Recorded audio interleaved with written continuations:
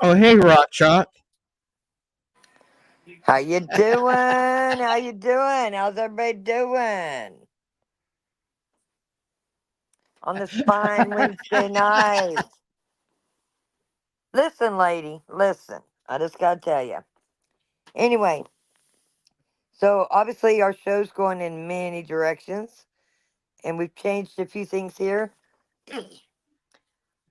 One thing we would like to do is thank the community of creators and members who request to join this panel. I need to address joining the panel as our channel grows. As our shows are pre-planned and are timed to 2 hours so that all can attend. The only way we are going to be able to add panel members going forward is by request only, and panel members will be scheduled. If you would like to join us on panel in the future, please email us or message myself or Robert in Discord, and we can discuss an upcoming show you can join. Thank you for your understanding and keep the requests coming. Huge shout out to all who have joined our panel in the past, and we look forward to hearing from you in the future. Again, we're trying to keep our shows going right. Everybody in our channel works really hard. Our mods, Ashley's one of the creators, Micah, everybody works really hard. So we're going to try to keep our panel going just as we schedule it. So, with that said, on to you, Robert. And Robert's email's out there. Bianca's dropped it. We're ready to. What do you think, Robert? You ready to do this show? When the Philadelphia Yes, I'm ready to do the show. Even though I thought Rock Shot was better looking than you know who. Hey, I just got my hair done today. The wind did it for me. And listen, I'm feeling kind of froggy tonight. Okay. Hey, Strange. Hey, Pia. Yeah. Hey, yeah. Everybody in chat. Much Police love. Department received a 911 call about a 14-year-old shot and killed by a group of thugs, shot nearly 20 times. People started asking who done it. Well, instead, the first question should have been, who is Samar Jefferson and why did he become a victim? Let's explore victimology.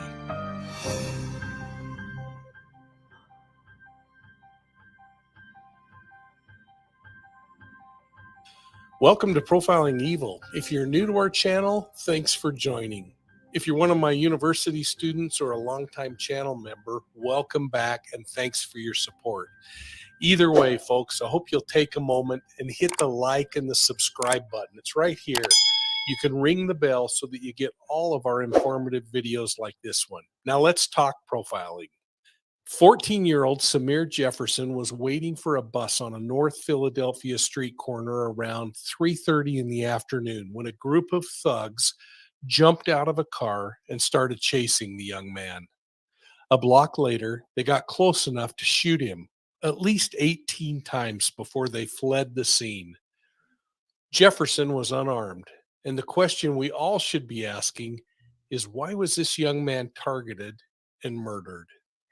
When we hear about senseless acts like this, our first response normally is, who would ever do such a thing? I mean, why?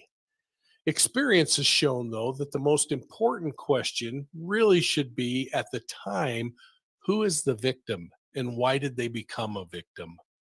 You see, by focusing our attention at first to victimology, or this study of victims, we can often begin to unravel and more quickly understand who the offender is.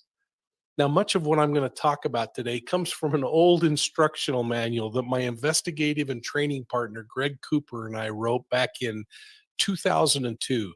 It was called Victimology, and it's no longer in print, although you might be able to find a copy that's sitting out on eBay somewhere. Now, when we take time to examine victimology, we can begin to unravel some of the perplexing and misguided leads that accompany these kinds of investigations. Studying the victim's lifestyle and their personality can really help us to eliminate some of the noise that comes with cases like this. And in many cases, it will lead us to the most probable suspect. Again, rather than wasting our time on possibilities. For instance, it's possible that anyone in Philadelphia could have been responsible for killing Samir. What's more probable, though, is that it was somebody with a connection to the young man. Think about it, getting shot 18 times is pretty darn personal. And it's not something that happens usually by just passing by.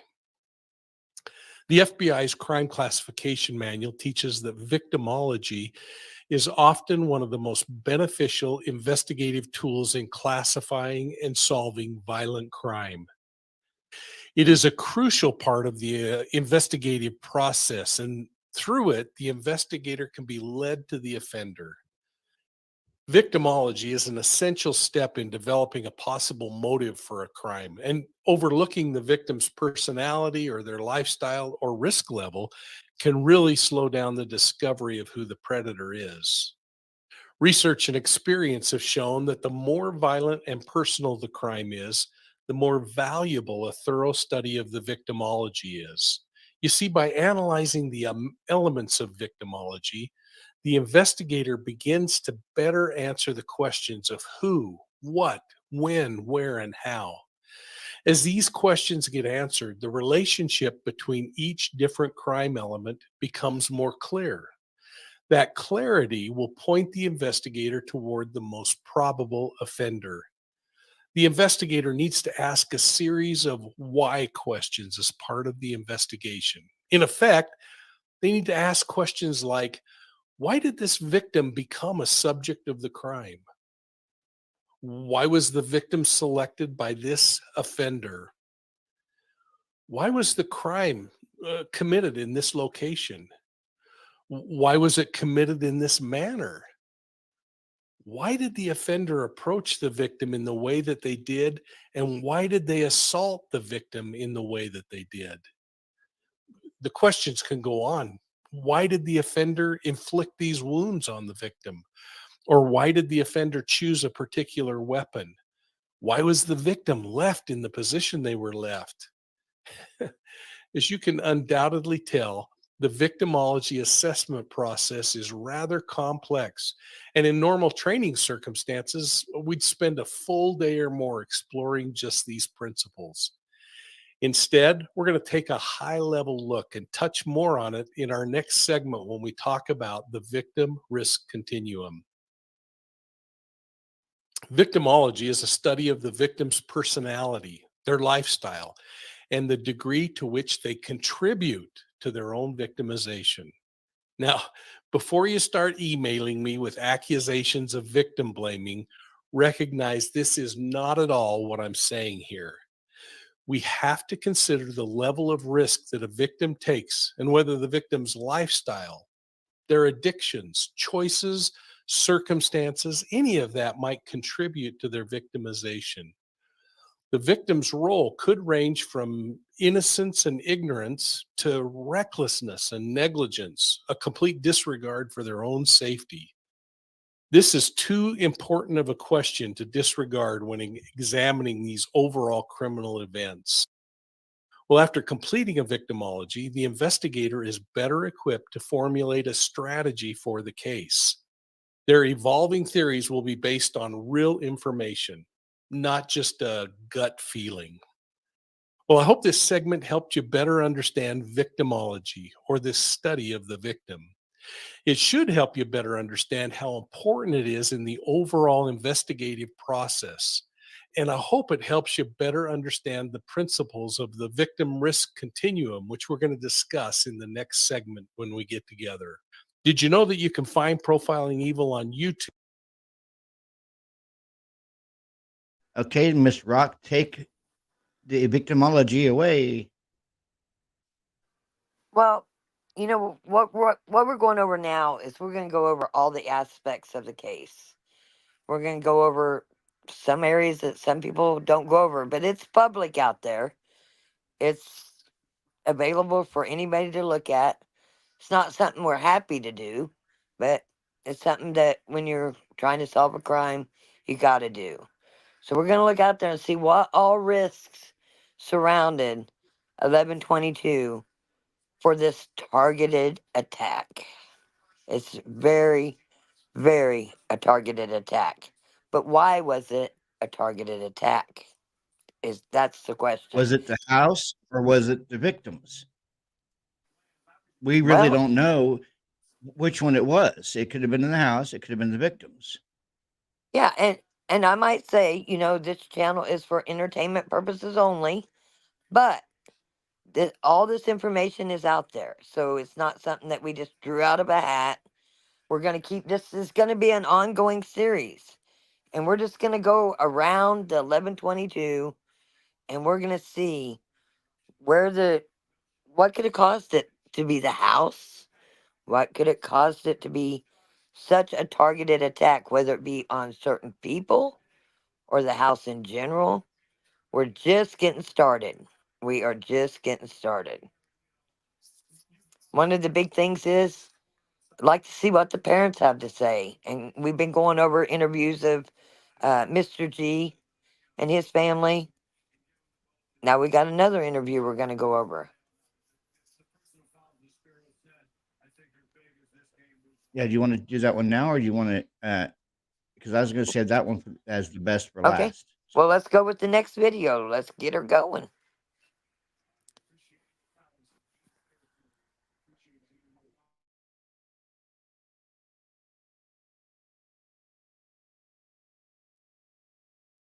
It seems that as we dig deeper and deeper into the November 2022 quadruple homicide that took the lives of college students Madison Mogen, Kaylee Gonsalves, Xana Kernodle, and Ethan Chapin, the picture of what happened on that fateful morning in Moscow, Idaho, becomes less and less clear. One question that seems to linger is on the topic of whether there is a possible drug connection here. From the violent and seemingly targeted nature of the attacks to the criminal records of some of the victims' parental figures and even the personal history of our suspect in custody, the topic of drugs definitely shouldn't be taken off the table when it comes to conversations about this case. This is a video I've been waiting to make for a while now, and I've compiled a good bit of research and possible connections to share with you all. The topic of substance abuse and community impact, specifically as it pertains to violent crime, is one I'm really interested in, and I hope you also find this information interesting and relevant to the case. So, to begin our analysis, let's familiarize ourselves with some of the regional and local concerns regarding drug use and trafficking. I'll then touch on victimology and share what I was able to uncover about direct connections to the victims. So sit back,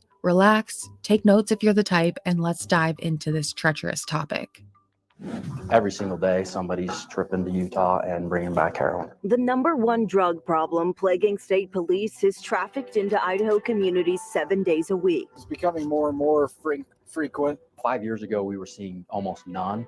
And right now, it's the biggest problem that we have in Southeast Idaho. We can see anywhere from users to have the tiniest amounts to the traffickers that have ounces, and up to pounds of it. It started a couple years ago with small quantity stuff. Started with points, which is 1/10 of a gram. Now it's moved on past that into grams and ounces. And we've seen a couple different cases where people are bringing in a half pound to a pound of heroin at a time. But where are the drugs coming from? Turns out most are transported into the state from Utah. The vast majority of the cases that we work is being sourced out of Salt Lake City. ISP officials say somebody can just drive down to Salt Lake City, buy about a gram of heroin for $50, then drive that same amount back into Idaho and sell it for at least 3 times that amount. 2 hours each way, yeah, so a 4-hour round trip, and they could double their money. When it comes to heroin trafficking, that's anything more than 2 grams. The number of state lab cases more than doubled between 2015 and 2016. Canyon County seeing the highest rate increase, but falls 4th in the state behind Ada, Bannock, and Kootenai counties. Zooming into the community where the homicides occurred, the statewide narcotics issue seems to be a local concern as well. But the primary concern in Moscow these days, even more so than heroin or meth, is fentanyl, a synthetic opioid typically used to treat patients with chronic severe pain or severe pain following surgery. According to Moscow PD, there is at least 1 fentanyl overdose per week in Latah County on average, which has a population of about 40,000 for reference. Moscow PD investigated more than 40 fentanyl cases in 2021, significantly more than heroin or meth, and the number of fentanyl cases has increased in recent years. In an effort to help address this concern, Moscow PD added a drug canine to their force in June 2022. Fentanyl and other illicit drugs are prevalent in our communities, but Moscow police have a new weapon in the fight against drugs, and that's their first ever drug canine. This is Ragnar. He's an 18-month-old lab from the Netherlands, and he may look harmless, but his job is serious business, sniffing out illegal drugs hidden from officers during traffic stops or property searches. His handler tells us the need for a drug canine in Moscow is very real. Now, let's take a trip about 2 hours north of Moscow to Kootenai County, where Maddie, Kaylee, and Xana all grew up. Maddie and Kaylee both attended school and grew up in Coeur d'Alene. Xana was actually born in Coeur d'Alene and lived about 15 minutes east in Post Falls, Idaho. Kootenai County has a population about 4.5 times the size of Latah County, with about 180,000 residents. About 2 weeks ago, 5 people died in Kootenai County from suspected fentanyl-related overdoses.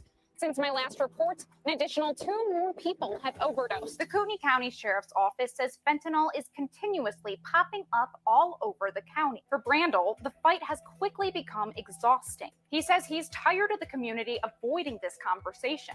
He's tired of people pretending nothing's wrong. And he's tired of the common excuse that it's just a few bad people selling and doing drugs. You have kids in school, you have soccer moms, you have medical professionals, you have people that they get hooked on it because they had a legitimate medical need for it, they were prescribed it, and then for whatever reason, it kind of spiraled out of control.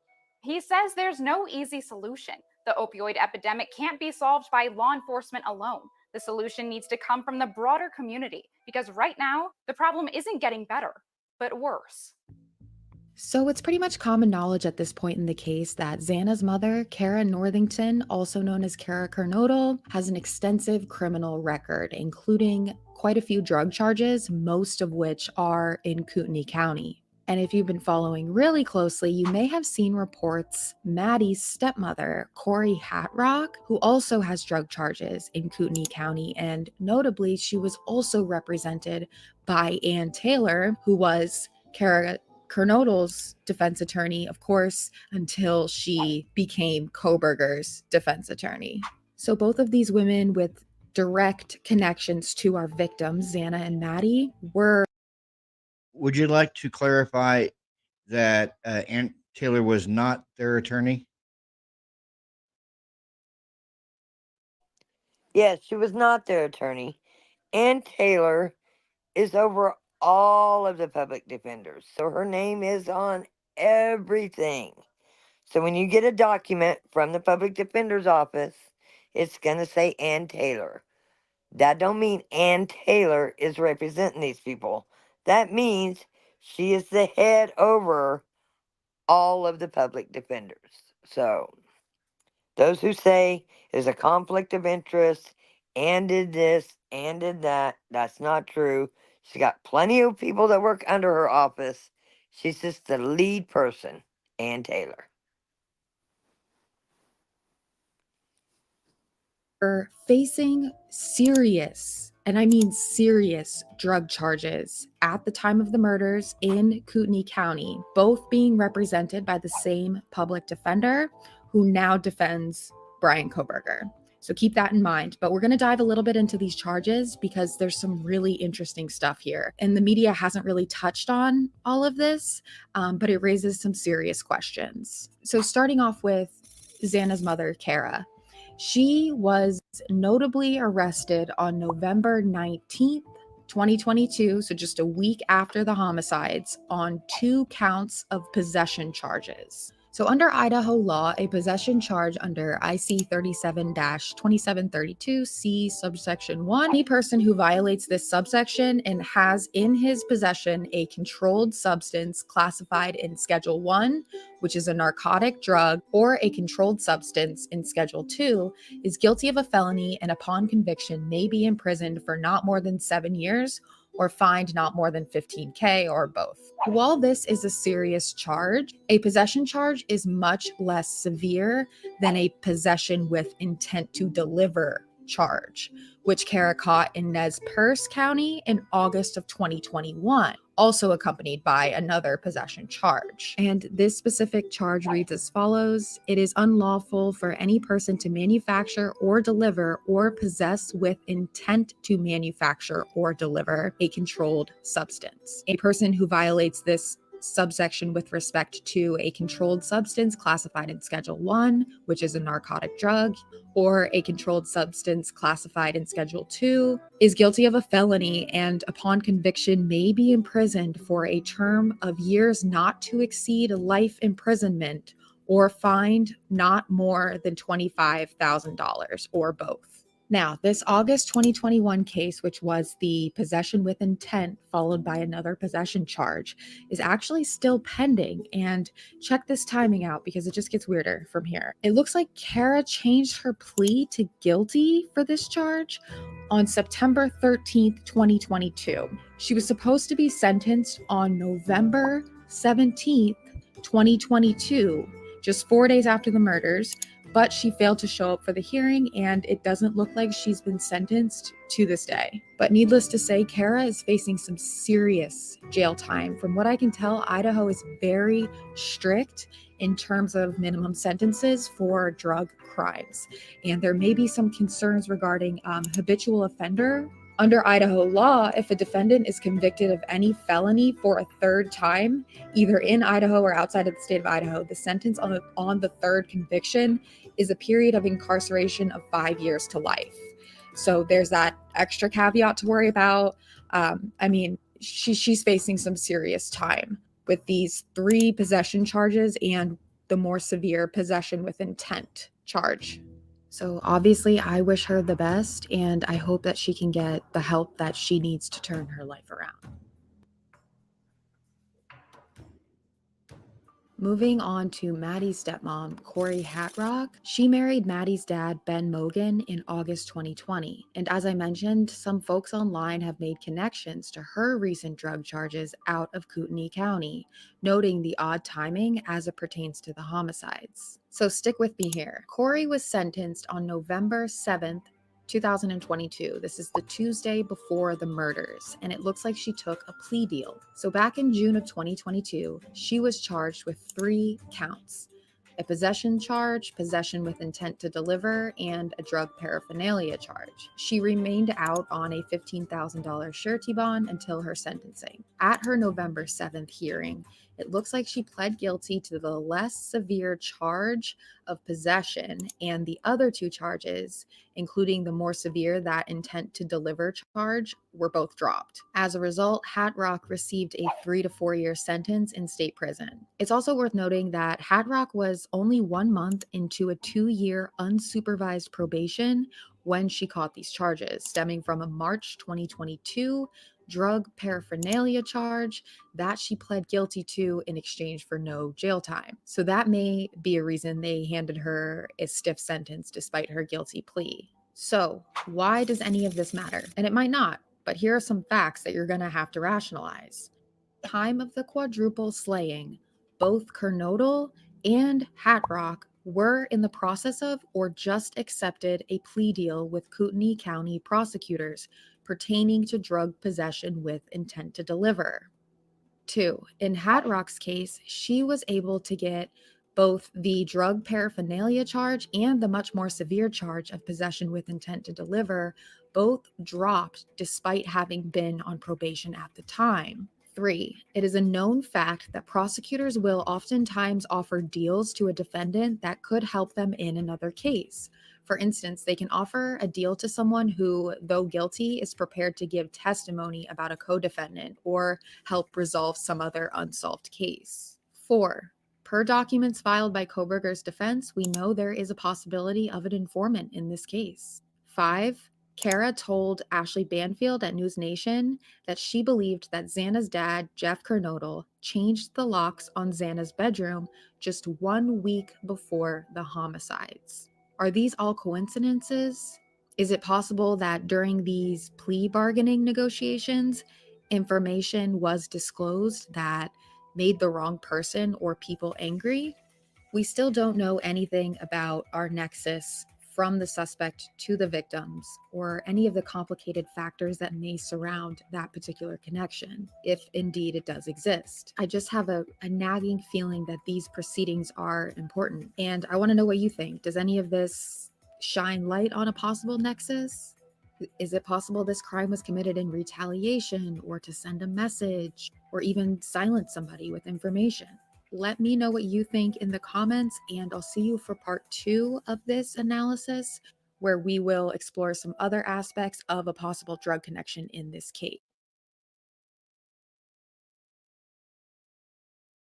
Yeah, this live is in no way an attack on the victim's family.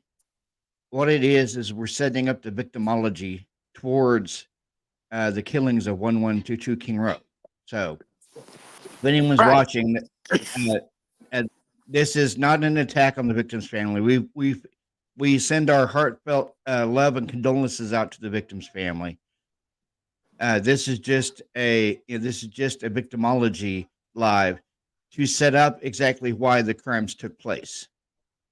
Well, it would be like in any other crime. Say, I'm just going to say it the way it is. Say a U.S. Marshal, one of his kids are kidnapped, or say something ungodly happens. They're not going to skid around the bush. The detectives are going to come in and check out the risk factors. Have you been getting threats? What have you been into? What's going on? Now, we know that there was a drug force task there. In that drug force task, you had the local PD, you had the state ISP there, you had the FBI, which usually the FBI does the digital finances, money laundering type of thing. But you also Yes. had the DEA there, Drug Enforcement Agency. And that was a 4-state drug task force. But they had a lot right there in Moscow. So it's not uncommon to hear that there was drugs in Moscow. Okay? We're not saying there was drugs at 1122. We have not said that. What we're trying to do is we're going to go through and just go through some things that is hard to go through. Some of the parents have a record. Some of the parents got arrested for drugs, heavy, heavy drugs. Some of them Yeah. did probation. Some of them did some time, 90 days. Whereas in other places, you might have did a lot more time. What does that mean? We're not real sure, but we're going to go there. But we're going to go there with everybody.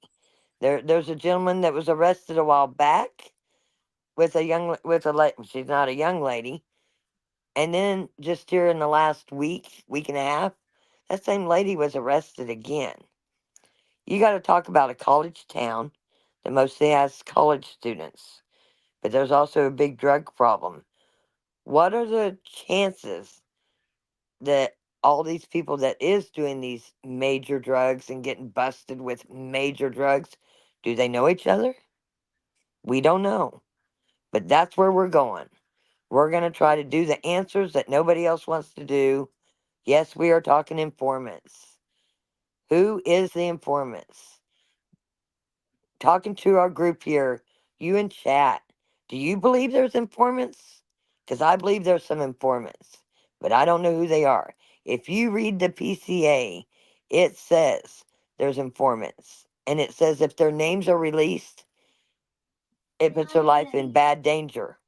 So with putting their lives in bad danger, we we got to cover it. We're not going to be the channel that blames certain people, but we are going to be the channel. We're going to cover it, okay? And it hopefully you're there for it. Hopefully you stick around for it. Like I said, this is going to be a mini series. We're going to keep going until we've covered probably damn near every drug charge there. But again, I just want to remind you there was a drug force uh, task force there for a reason. And it's not because they're selling candy or anything else. There's obviously a drug problem down there in Idaho. And there is across the nation, okay? The only difference is we have 4 unalivings here. And we need to see, why were they a targeted attack? Was the house targeted again? Was there certain people targeted? Because if you remember, everybody wants to go with the PCA, wants to go with your LE. Y'all want to believe that? We're going to go there. They said it was a targeted attack, okay? And they lifted the ban that night. You know, everybody was on lockdown. Yeah, Watch out. no, they lifted the ban 3 hours after they installed Up, it. 3 hours after right. they placed it. With nobody in custody, and it was a targeted attack. So that makes me ask, why, and what did Ellie know that we didn't? Or did somebody make a deal with somebody and, you know, and get a lesser drug charge, and that led them to somebody else? We Yeah. don't know. But we got a year and a half, maybe 2 years to cover this. So we are going to go there, aren't we, Robert? Yep.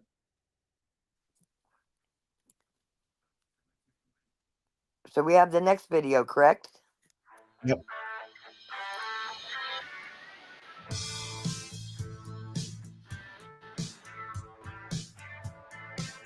I gotta straighten it up. Hold on. Okay, well, I'll just keep talking. So hopefully in chat you're with us. You're kind of keeping track of what we're saying. We Good got morning, a good afternoon, good evening, bed Gotta straighten it out. climbers. As always, I wish you the right. best. To anyone new here, a warm welcome. Thank you for checking out my channel. Let me just ask that after listening to or watching this video, if you learned something or enjoyed it, please do me a favor and smash that like button. Now let's dig in. The news today: in the Moscow, Idaho case, where University of Idaho students Xana Kernodle, Ethan Chapin, Kaylee Gonsalves, and Madison Mogan lost their lives on November 13th, 2022, is about Xana's mother. 43-year-old Kara Northington is in the Kootenai County Jail in Coeur d'Alene on drug charges. Can you tell how hard I was trying to pronounce that correctly? She's been in custody on drug charges since February 24th after spending 3 weeks locked up in Spokane, Washington. While in Spokane, Northington was staying in what the Daily Mail described as ratty motel. There she was strung out on fentanyl and methamphetamine. This is so sad. These drugs are such a plague. You can tell that Northington has been ravaged by these drugs. This must be why Xana always gravitated to the mothers of her classmates when they were there for the family weekends. Kara relapsed after Xana's death and was picked up 4 days later on November 19th, when police in Kootenai County charged her with 2 counts of felony drug possession. The authorities did grant her release so she could attend Xana's memorial on December 2nd. Kara admits that after being released, she failed to go to her next court date because she was still getting high. Soon after that, a warrant was issued for her arrest. When she learned of the warrant, she went off the grid in Spokane. According to the Daily Mail, Northington is currently confined to a cell with 3 other inmates on bunk beds at the facility, where she only has daytime access to a TV. And when that TV is on, she often hears news about her daughter's case. She describes it as an effing nightmare. It's a living nightmare. End quote. Northington says that at night she can barely sleep as she replays the crime in her mind and as she tangles with her own personal demons. Note that Northington has also been forced to detox behind bars with just ibuprofen and Gatorade to numb the symptoms. I know a lot of people are going to say, who cares about a drug addict having to detox without the assistance of other medications, but I feel differently. I have a relative who had to detox in a jail cell, and I know what a living hell that is. What harm is there in helping someone who has this disease of addiction get through the misery of withdrawal so that they're one step closer to being clean. The goal is to get them off the drugs. You don't have to torture them in the process. Getting sober is also forcing Northington to look at her life. She told the reporter that the one thing that keeps her going is not wanting to disappoint Xana and her other two children, 22-year-old Jasmine and a teenage boy named Elijah. Northington said this of her kids: "They are my strength. It's one thing to lose a child, but when you still have two really great children, you have to pull it together for them, you know?" End quote. Unfortunately for Northington, her two surviving children allegedly are unwilling to see her right now, which I'm sure is adding to her pain and sadness. But of course, they have their own prerogative, and you can't force them to do that. Kara is She was a light in this world, you know. She was just so funny.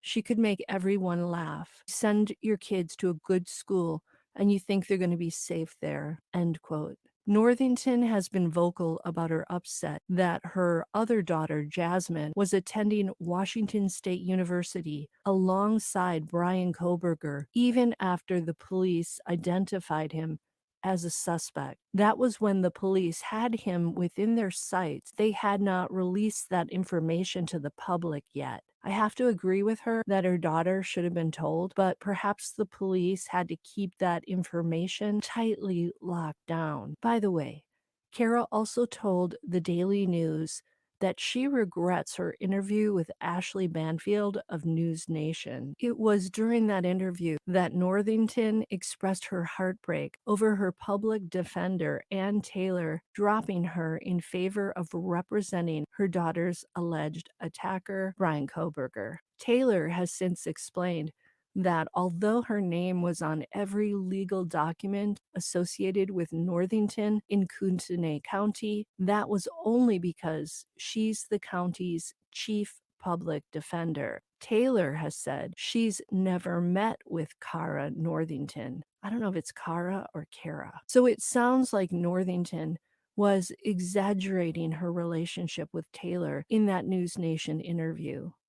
Note that on January 31st, 5 days after that interview, Northington was arrested for criminal trespassing in Spokane. She spent the next 24 days in jail before being transferred to the jail in Coeur d'Alene. That's also where Kaylee and Madison lived before heading to college. Currently, Northington is being held on $100,000 bond, and she says she's trying to keep to herself most of the time. She says she stays in her cell and she reads. She also cannot talk about her daughter's case because of the gag order that's in place. However, she can discuss her feelings. She just can't talk about the case. She describes her situation as follows: "It's the worst place to be when you're going through something like this. It's the worst place possible that I could possibly be." In the jail, her cell gets unlocked during the day. That's when she's allowed to hang out in a rec room where there's a TV. Northington also told the Daily News that neither of her surviving children have reached out to her since her arrest, but she still wants to be strong for them once she does get out. She also wants to get into a treatment program that also provides therapy and services to help her secure a job. Northington said, and I quote, "Obviously, I need treatment and I need psychiatric counseling because of what happened. I just want to get sober for Xana and my other two living kids. She has a little brother who needs me, and her older sister just lost her best friend and her sister. So she doesn't need to lose her mom too. And my son doesn't need to lose his mom either. All I can say is sad, sad, sad. Until the next time on Bed Crime Stories." Hello. Welcome to the Okay, so this is a break that we're having. Sorry, I got something in my throat. So for one, I give these memberships, and make sure your membership button is on. If you have your membership button on, you might just get one of them free memberships. If we can, listen, we got 9,900 keeps going back and forth. If we can get them up to 100, I'll drop some more memberships. Make sure your gift setting is on.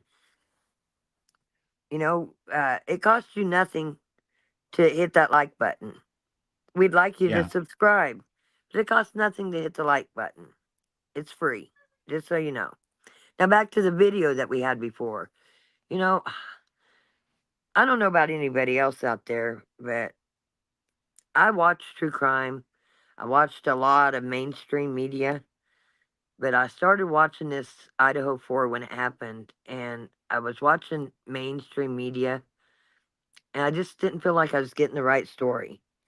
This Idaho4 No. brought me to YouTube. Sorry, Robert. Brought me to YouTube, and that's why I'm here now. But I didn't come to YouTube to just investigate what people wanted us to investigate. You know, we got to go for the Yeah. hard things. And Robert, you know that it's not Oh yeah. easy going over the hard things. But there is no one here blaming the parents. And oh my gosh, none of No. us are blaming these victims. I'll be honest with you. Do I think that 1122 was a drug house? I do not. Rock Chalk does not believe 1122 was a drug house. Okay. But do I think there was drugs in Idaho and around it? And again, we love the families. We love Kara. Like, we hope Kara does good. We Oh hope yeah. she gets it together. Then we got Maddie's dad, Maddie's stepmom. We're hopefully, they're getting the help that they need, and everybody stays clean. You know, I couldn't even imagine losing a child. Okay. And we're not saying anybody did this. What we're trying to do is get to the bottom of this drug problem and get to just what could have caused it? What could have caused this targeted attack? And Yeah. to get there, Robert, we have to cover everything. We have to cover the arrests. We have to cover maybe why some didn't get very much time in jail. Maybe why some got arrested and got to go do a furlough, for a sick family member. There's a Yeah. lot to be covered. I also want to add that, I come from law enforcement. Um, before COVID, there was a lot of things going on. You went to jail for driving unsuspended. You went to jail for a lot of things.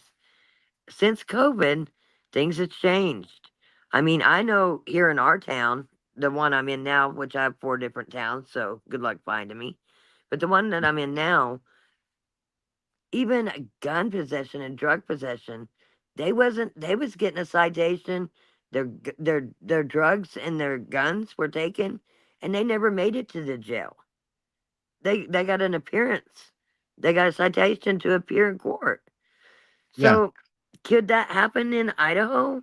I mean, I don't know how far they went with the COVID stuff, but they went pretty crazy in every state I've been in. I can't imagine that Idaho didn't do any different. So, with that being said, maybe they didn't want a lot of people in the jail. Don't sound like Latah County Jail's very big anyway to begin with. And, you know, even with this Koberger thing, you're supposed to be innocent until proven guilty. I mean, is that not what you all think? Innocent until proven guilty? But it seems like anymore you're guilty Guilty and until you prove yourself proven innocent. innocent. Yeah.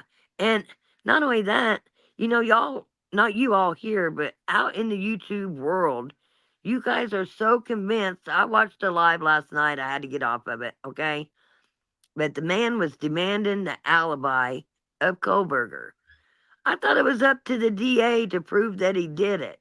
Like, since when Yeah. do you have to give an alibi? I guess in Idaho you do. Well, driving around, that's not an alibi. Listen, I have 2 German Shepherd dogs that go work in the middle of the night. I drive around late at night. What if marijuana was legal in Washington? What if he wanted to go smoke a joint? He lived on the housing on the campus. Okay? And it was an apartment. Maybe he went for a quick drive to smoke a joint. It's not illegal there. Okay? That's the facts. It's not illegal there. So this whole crap about he was driving around, that's not a good excuse. What do you have as a good excuse? I mean, really? A lot of people drive around. I just told you I drive around. I just told you why Yeah, possibly he could be driving around. yeah, and don't forget there was that sorority girl that ran over a couple of students, like Hit and right next run. to his Hit and like run. right next to his apartment. Yeah. And the cops and the paramedics had that entire area locked down and cordoned off until 5:30 in the morning. How is he going to sneak out uh, while the cops are patrolling the area while it's on lockdown, looking for that sorority girl that ran over those two students? Yeah, Correct. I'm pretty sure. And there was there was a news camera out there, like what, 2:30, 3:30 in the morning, and his car was still sitting there. Yeah, that's true. Well, I mean, the Elantra was there. Elantra, or whatever you want to Yeah. call it. It was there. We can't see the tag, but it was there. My other thing is if anybody's watched this case very close, which most of us has, they interviewed the neighbor. What did the neighbor say? They said that BK was vacuuming most of the night. He would vacuum at late hours. Okay, that's how thin them walls are in a apartment. Who cares if he went for a drive? Who cares if he listen? There's times that I get bored sitting here, and sometimes, most times I have my dogs, so I would be lying if I said I didn't have my dogs with me. But I don't find it unusual to be going and driving. And not only that, that was during COVID, where a lot of places you couldn't go in. Why do you think DoorDash got so busy and Uber Eats got so busy? How do you not know that all these people that was out on the road, at that time of the morning wasn't doing DoorDash or wasn't doing something that was a job? Yeah. Who are we to judge? That's what I want to know. Yeah. And I'm telling you what, I'm still looking at you there in chat. I know we can get them thumbs up. We can get them likes up. Anyway, go on, Robert. If you have something else, I'm I'm doing it off the fly here. I'm not writing anything down. I'm going off my memory, and I'm going off of what I know about this case, and that's what I'm bringing to you. Yeah. It's not written down. I'm just bringing it out of what's in my mind. Oh yeah. I mean, like we discussed earlier, I've only been in the case for. I mean, it's been 2 months, like you said. It feels longer than that. But Oh, when I for saw sure. all the injustice going, when I would watch the news, or I'd get on YouTube and watch about the Idaho 4 case. What brought me to this case was all the injustice I was seeing going on there in the case and in Idaho and everything else. And Oh, it for was, sure. and then as soon as I heard there was a gag order, I'm like, oh heck no! What are they trying to cover up? And then I read about the prosecutor sealing all the evidence. I'm like, and I was telling my wife, I said, I've got to get involved with this case, she says, honey, if it'll make you feel better to get your thoughts and opinions out there, do it.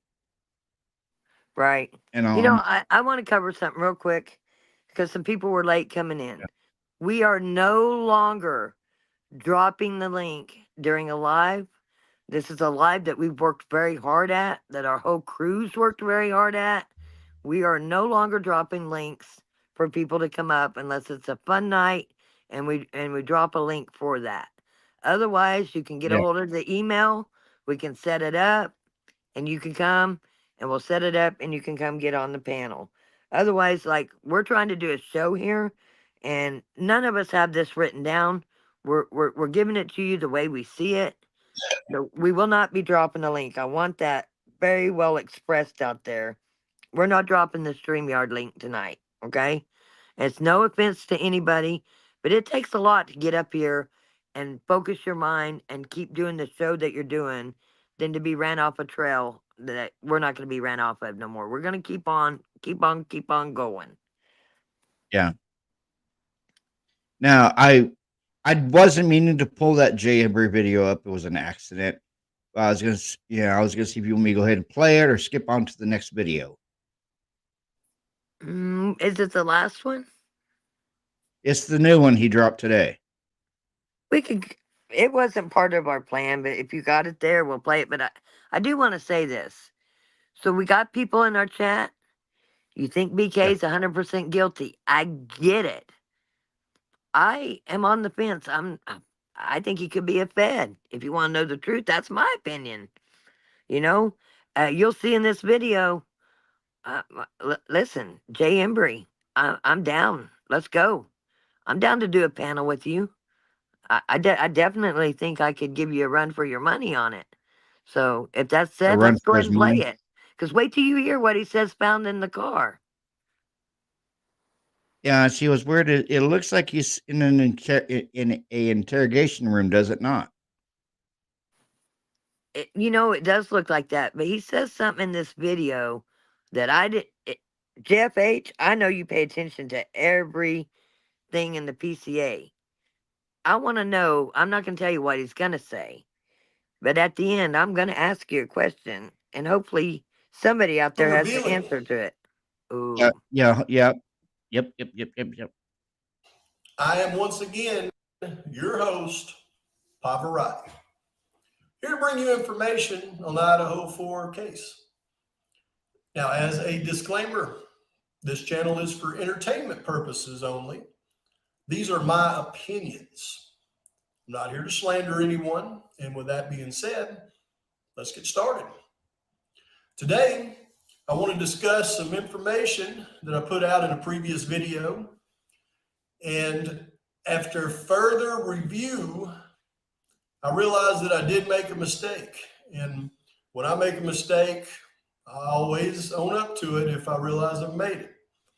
And the mistake that I made is probably not the mistake that a lot of you out there think I made, because I'm going to cover that here in just a minute. But the mistake that I did make was the fact that I said that they found a Glock 22 pistol and a 40 caliber pistol when they searched his vehicle. And I was wrong, because upon further review and closer scrutiny, I realized they found a pistol, not two pistols, but a Glock 22 40 caliber pistol. Now that's a big deal from my perspective, because that 22 is something that I would have expected them to find. And that somebody in work, Mr. Ken. Robert, can you stop that video? It's cutting up, but I got something to say anyway. Give you a chance to catch up or wherever it's doing there. Okay. Okay, Jeff, did you hear that? He's talking about these pistols found in the car. Anybody know about any pistol found in the car?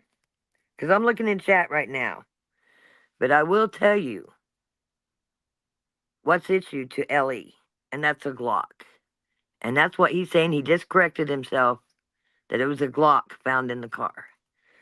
I've tumbled it around here and there. I look at BK. I wonder if he is a Fed. I wonder if he is LE. In all my years, I've never seen somebody come to court in a suit, okay? In a suit, okay? Unless they were at trial, and they've got to change before the trial, so they look good for the jury. Brian comes in, he's in a suit, he's got a clean haircut, his face is nice and clean, he looks well fed, he's joking with the guards. But we got this Jay Embry here saying that there was a Glock found in the car. Please tell me where in the evidence of what was found in the car was a gun, because I went over it, and maybe I'm blind. I got some cataracts that I need work on, I'm trying to look in the chat. Does anybody know of any gun found in BK's car ever?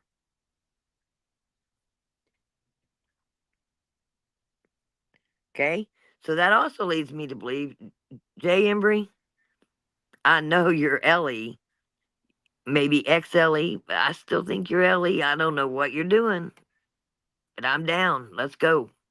I'm ready to have a one-on-one with you. But you show me where the items was taken from the car and there was a Glock in there. Because I'm dismissing it, and I don't got the best eyes, so. Eric says he thinks there was a Glock written in the items that taken from the car. Any weapons I saw was taken from BK's parents. Robert, have you seen Yeah. a weapon from the car? No, Scott is saying right here it was from the home. Well, that's what I'm asking everybody, because we got this LE guy, because I can spot a LE, okay? We got him saying that there was 2 guns in the car, a 22 and a Glock. Now he's correcting himself to it's a Glock. Was Brian LE? Was there, because he says he's got friends. This LE guy, Jay Embry, he's got friends that tell him things. Was there a Glock in the car? Because if there was, that might give us a little more of an idea whether or not BK was LE himself. I don't know. Hey, this is all for entertainment. It's only my opinion, but it definitely causes me to ask a lot of questions. And I see everybody here except one. The car was scrubbed. Yes, all the weapons was from the parents. Only seen one person that thought that they saw it in the car, and now they're saying, and Eric, we love you. Hey, I'm not going to dog anybody here in the chat, okay? I want your opinion. But if you've seen it in paper that there was a gun in the car or 2 guns in the car, I'd like to see it because I can't find it. As far as I was concerned, the Smith & Wesson guns, the knives, everything came from his parents' Pennsylvania home. Anyway, Robert, we can go ahead and continue with the video so I can watch the chat. Keep giving me your answers, please. And hit that thumbs up. And since he did not, that kind of has thrown me for a little bit of a loop. So as far as the rest of it's concerned, though, and by the way, that Glock 22 40 caliber pistol is not this exact model, but pretty much this model. Yeah, and who gets that model? Interesting. Okay, but back to the meat and the potatoes. Now, a lot of people and a lot of you out there have probably seen the documents from when Mr. Koberger was arrested in Pennsylvania. Okay, search warrants were issued, affidavits were filed, probable cause affidavits, that is, and property was searched. Things were obtained in that search. The thing that I noticed that I mentioned in the last video that for some reason I don't think anybody else has noticed at this point is not new information, because everybody assumes, based on the way those documents were laid out to the public, that all of the items seized came from his father's house there in Pennsylvania. What I want to go over, though, and what I tried to go over in my last video, is the fact that when you go through and you look at the search warrant and the search warrants that were granted, you'll see that they're specified in a few different ways. And I'm going to show you those here in just a moment. And I'm also going to show you the list of items seized. Now, the search warrants list the Hyundai Elantra. They list the residence there in Pennsylvania. They list all the things that they expect to see or expect to search for. So when you get a search warrant, it's not just, I want to search everything these people have. Okay, it's not like when they got a search warrant to Mar-a-Lago and it was a blanket search warrant and they went and searched Melania's sock drawer. Okay, that's not right. In a search warrant, they should list things they expect to find. Okay, and if it's not on that list, then there's no reason for them to be searching for it. Even though if they do find things that aren't on the list in the process of the search, it can still be considered admissible in some cases. However, these documents will list what they expect to find in the Elantra and in the home, and what they expect to seize if they find it. Now, it also lists the home with the Elantra being in the garage of the home in one of the search warrants. So, with all that being said, and you look at the lists of items seized, there's about 4 pages of items seized. Never once does it separate in those 4 pages what was seized in the home and what was seized in the vehicle, because they were cryptic on what was seized in the vehicle.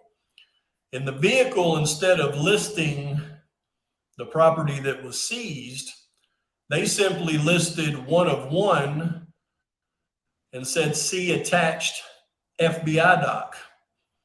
They did that for a reason, because even though that information they knew would be out there and become public, they still want to keep the water as muddy as possible, okay, before the trial. Everything they do, they want to keep the water muddy. And that's how they're able to do that. However, a lot of people would look at that and assume, well, they only found one thing in the vehicle. They're not listing what it was that they found. No, if you read it carefully, it lists one of one, and the one of one is the C attached form.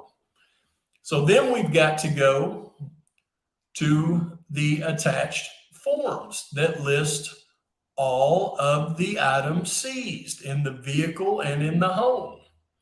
And because that vehicle was located in the garage of that home, they can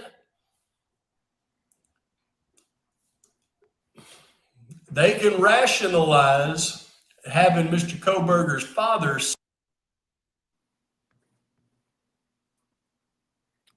Robert, I got no sound.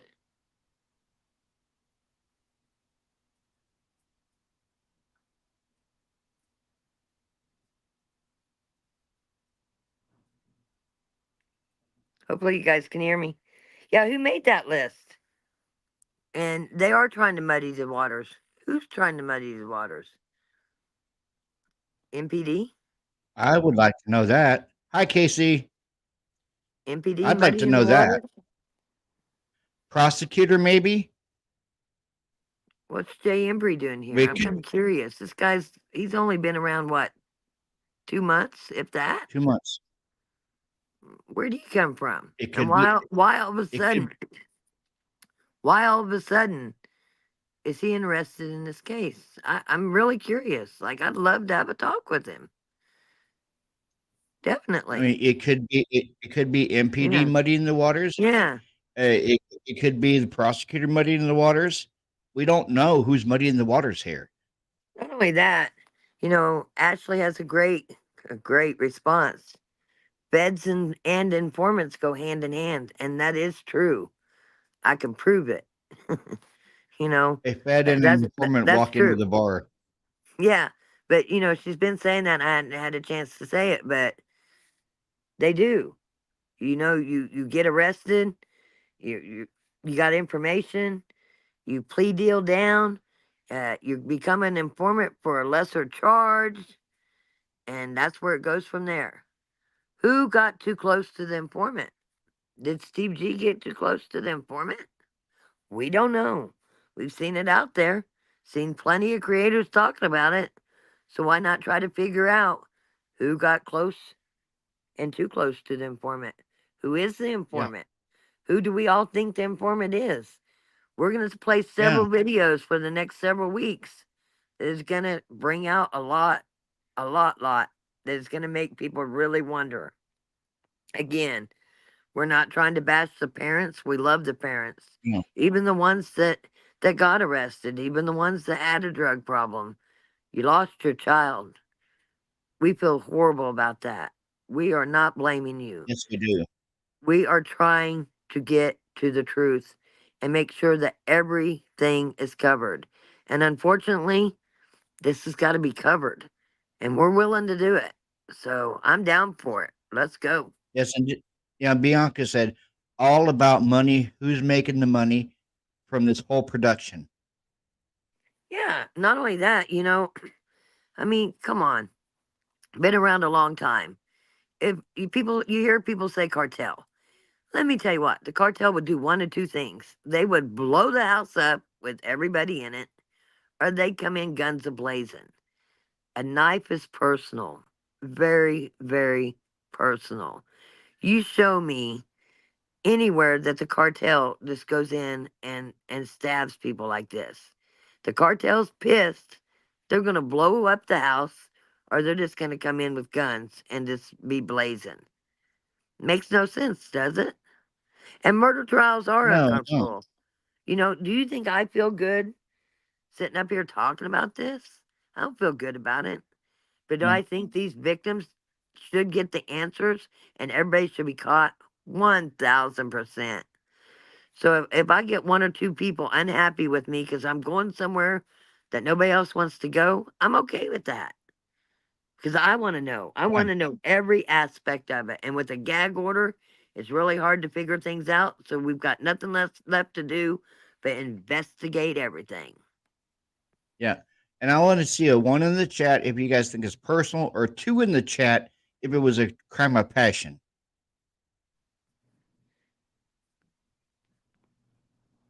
Sign the document of receptions, just like anything in the vehicle was found in the home and vice versa.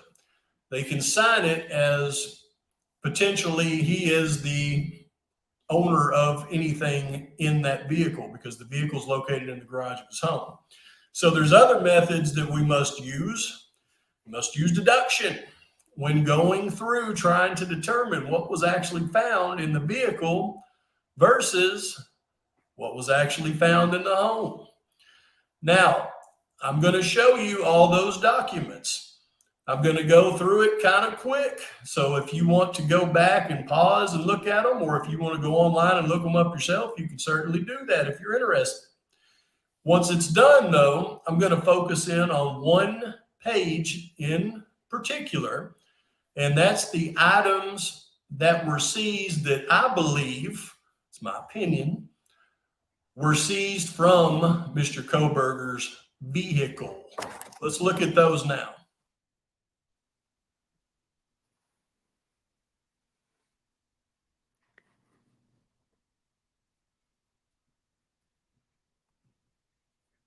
I'm looking for a gun in the car. It is too small to read. But I bet you everybody in this chat knows what they're reading without reading it. I mean, how many times we got to go over these forms? Seriously. Yeah.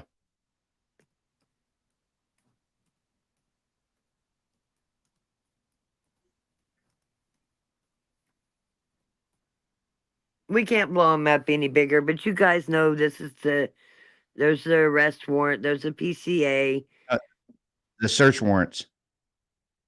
These are the search warrants for his car. And the arrest warrant was there. And you got the search warrant. Then you got what they found. But he goes through them so doggone quick. Anyway, it is what it is. And again, it could be a crime of passion. But hey, if we're going to stick to LE, LE says it was a targeted attack. See, at first he said it was a crime of passion. Remember? Eric, hold on a second. Eric, you're saying Glock magazines in his car?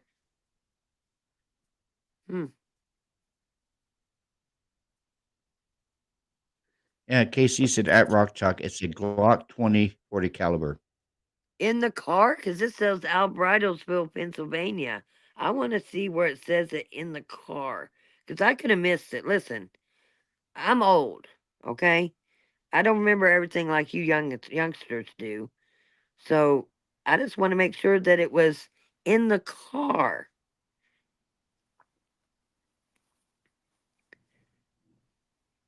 Hey, Spokane, Washington. It's good to see you.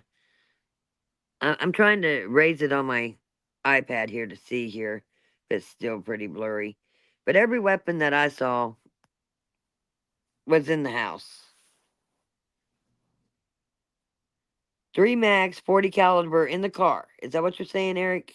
That's where I'm getting to. Go ahead and play it, Robert. And I'll keep watching chat. Please and thank you.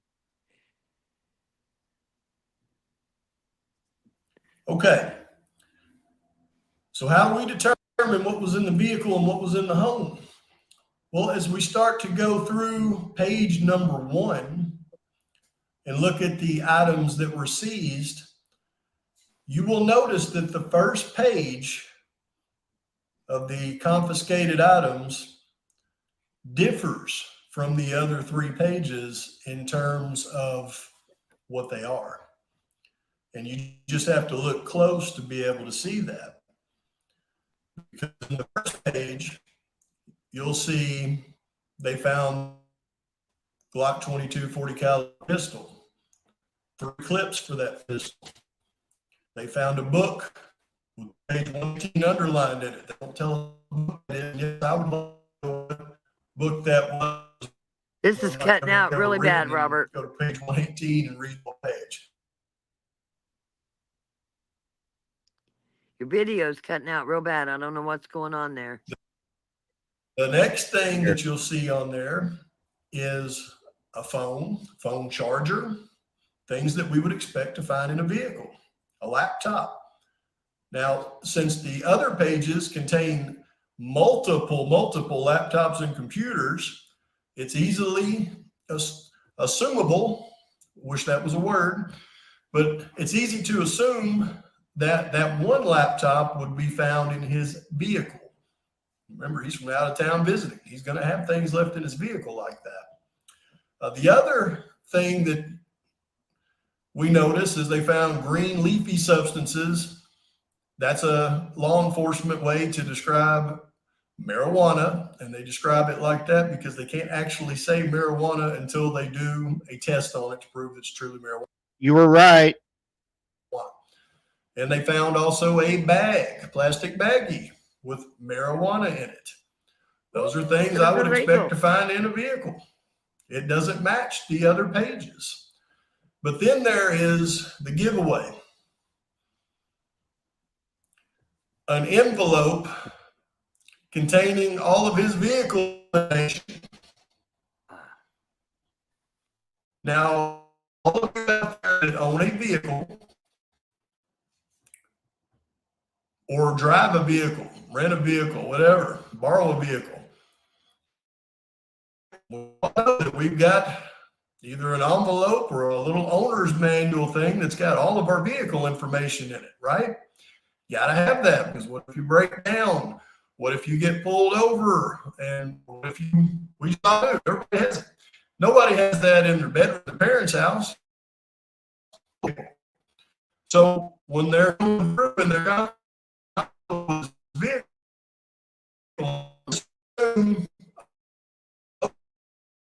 seized from his vehicle. Now, does anything I've said against him?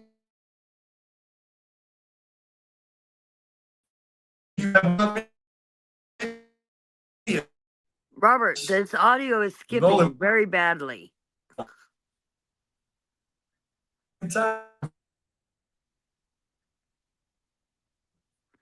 Robert, I don't know what you got going with your internet, but it's not good.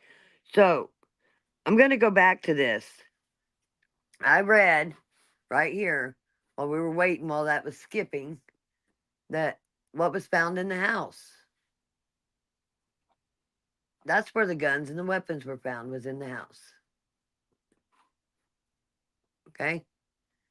Face mask, a knife, and a gun were among several items found by police at the family home of the Idaho murder suspect.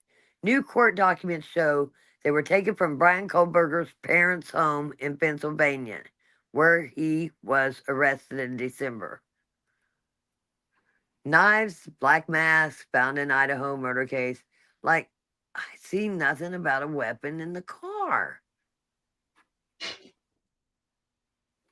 Robert, I don't know what you got going with your internet there, but it's really shaky.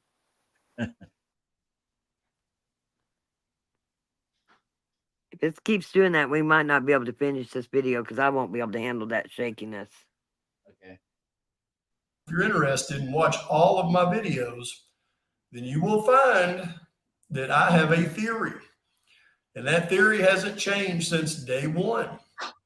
There has been holes thrown at it. I have thought possibly other directions, but it seems like everything I find just solidifies it more and more. So what would I expect to find for somebody that I believe Mr. Kohlberger to be? Somebody who's living that double life, who's doing something all night long and then going to school all day long, and they're aspiring to be something. I would expect for them to have firearms. I would expect for them to have substances. I would expect for them to have things like black masks, black gloves. Now, germaphobes will have those as well. You can easily go through and take everything that I've stated and explain it in another direction. I understand that. What I'm saying is I go through all aspects of this case. I see things that reaffirm my opinion on this case. But everybody's entitled to their own opinion. But if you're not sure of my opinion, go back and watch my videos. Okay, and it will explain it. Because don't follow me thinking that I'm saying one thing and I'm not, and I'm saying something else that you don't agree with. I don't want you to do that because that's just going to upset you. But in just a little bit, I'm going to put out another video today. Again, it's not going to be on this subject. It's going back to the other subject that I brought up, and that's the other players in this case. And that's how the big picture of everything starts to come together. Now, that one's going to be kind of long, so I hope you stay with me on it because I'm really going to dive into some details on that one. But until then, I want to thank you for watching, hitting the like button, subscribing.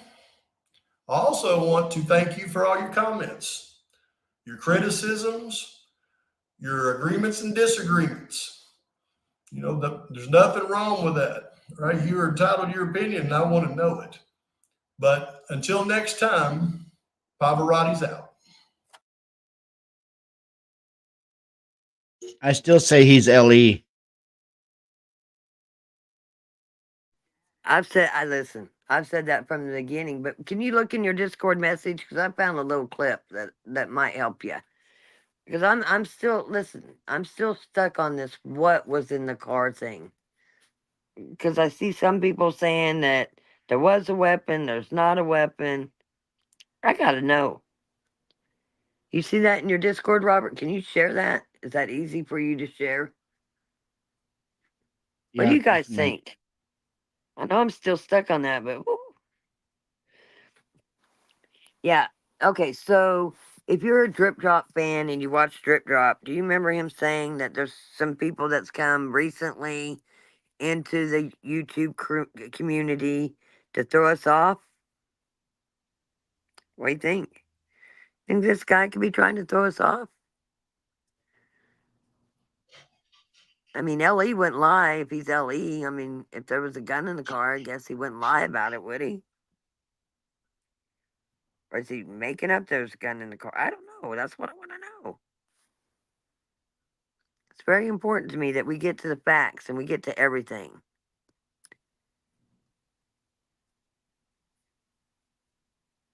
Yeah.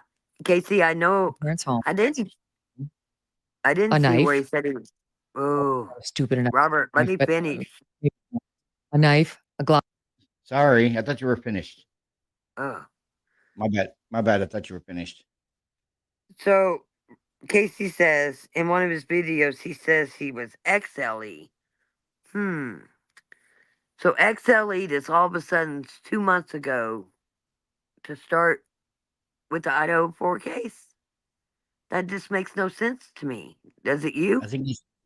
I mean, it's No, it been going doesn't. on since November of 2022. He starts 2 months ago? Yeah. I got questions. Okay, go ahead with the video. Glock 22, Smith & Wesson pocket knife, some magazines, Taylor cutlery knife with a leather sheath. Here's where it gets interesting. Black face mask. Again, what the roommate said was it was like a COVID mask. So we don't know, not like a ski mask. No. But anyway, black face mask, black gloves, black hat, another black mask, AT&T bill for Brian Kohlberger, a book with underlining on page 118. Love to see what's in there. Prescriptions, cell phone, laptop, multiple dark colored pants, Columbia Navy fleece. Again, the roommate said he was dressed in dark and black. New Balance shoes. There were reports of footprints belonging to the suspected killer on site.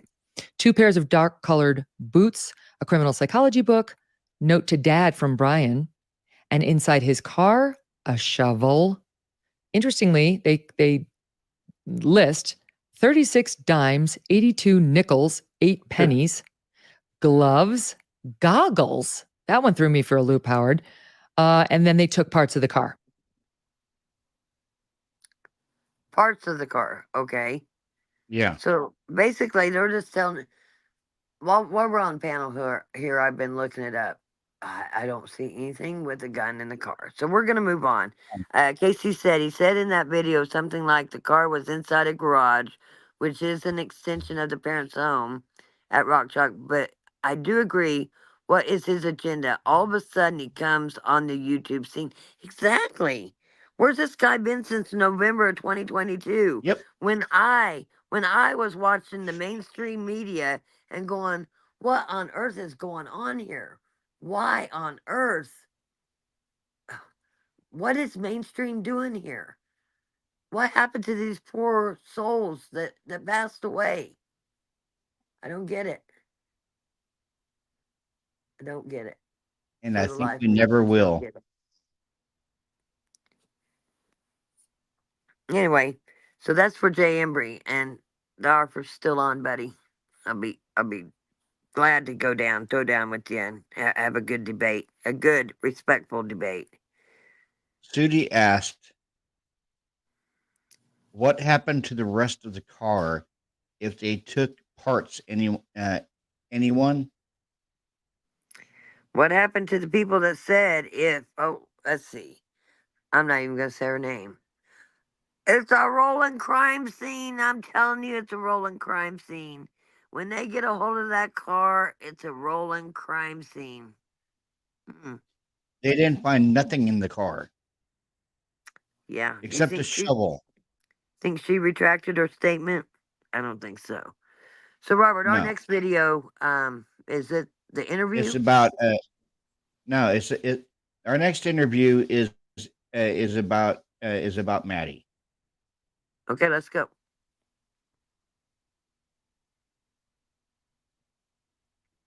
Yes, Ashley, still covering the family. Sorry. Jonathan Lee Riches Investigates. I am covering the tragedy out of Moscow, Idaho. So the internet is going wild right now because of Brian Kohlberger's attorney, public defender Ann Taylor, who previously represented Xana's mom. But she also represented someone else connected to one of the victims, and that is Corey Hatrock. Corey Hatrock is the stepmom of Madison Mogen. That is Corey Hatrock with Ben Mogen, Madison's father. Corey Hatrock, Madison's stepmom, also has prior criminal history in northern Idaho and was represented by Ann Taylor. Wrong. Check it out. This is the Idaho court record search website. It's called iCourt Portal. I put in State of Idaho versus Corey Lynn Hatrock. Hatrock is the stepmom to Madison Mogen. There was a case filed in 2022, June 2022. And if you look down here, Corey Lynn Hatrock, and you look, you see active and inactive attorneys, you do see Ann C. Taylor. Ann C. Taylor, that is the attorney that is now representing Brian Kohlberger. Her charges were drug charges here. So Ann Taylor, or her office, represented Madison Mogen's stepmom, Corey Hatrock. So that's two people now connected to the victims that was represented by Ann Taylor, public defender, Brian Kohlberger's current attorney. At this point, I think that's a conflict of interest, a serious conflict of interest. I understand that Brian's attorney, Ann Taylor, is just one of only a few public defenders that is qualified in the state of Idaho to represent someone when it comes to a possible DP case. You know what DP stands for. So people are saying she has to stay on because Brian needs that type of lawyer. But the state has options. The state has options. One, you could find another attorney in the state besides Ann Taylor to represent Brian.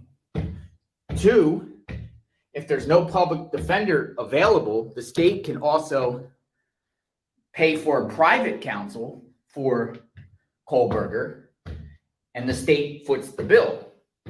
That happens a lot all the time in this country. Defendants can't afford an attorney, and there's some sort of conflict of interest going on with the public defender's office. So they hire a private counsel to defend that defendant. Or you could get an attorney from another state and bring them in at the taxpayer's expense. You got three options. So for people to say, I can handle a death penalty case, it's not true. Maybe Brian doesn't care. Maybe Brian doesn't care to represent those victims. Maybe Brian doesn't care. Maybe Brian doesn't know. Maybe Brian doesn't know. Do you think Brian cares that he's being represented by the person who was head of all the public defenders in Kootenai County? No, I don't think he cares, or he would still have her as an attorney. What? I mean, I don't know how to explain this anymore to anybody. She's the head person of the public defenders. Her name is on everything. It's like when you go to pay your taxes on, say, your property taxes on your car. Your Sedgwick County or whoever treasurer, that's who shows up on the thing. But Bob at the counter might take your money. I mean, that's just how it works. But that video's cutting out too. I don't know what's going on here. Rock Chalk, you booted me from my own platform. I didn't touch it, but your internet is having issues tonight for sure. And last I knew, listen, again, I love Carrie, but last I knew, she was in prison. She's doing her prison sentence. But listen, even if she was in the same jail as BK, what happened to innocent until proven guilty? Like, seriously, people. And that's the only jail there, and it's only got, what, 45 cells, 48 cells? Hell, I don't even know how many cells. He's in segregation, supposedly. And you know what? I'm not even going to lie. I watched Carrie, even though I didn't like them doing that interview of her. She knew just as much as us. But even she wanted more answers. Do you think that Yeah. Kara actually thought BK did it? In my opinion, I didn't get that from her. She kept saying there was more involved. So this comment that's in here that I'm not even going to go say your name. Well, what do you think about Kara being in the same jail as BK? Well, for one, last I knew, she was serving her time. But for two, where do you want her to go? They got one jail. What do you expect? I don't know. Let's get through these videos. Isolated, more or less, and I'm sure he's getting some information. Not sure if Ann Taylor, when he met with Brian at the jail or the court, said, "Oh, by the way, I represented Xana's mom at one point in my office, and my office also represented Madison Mogan's stepmom." I don't know if Ann Taylor would tell him that, and that might be a violation of attorney-client privileges. I don't know if an attorney can tell a client who else they represented. Okay, And this makes no Brian, sense.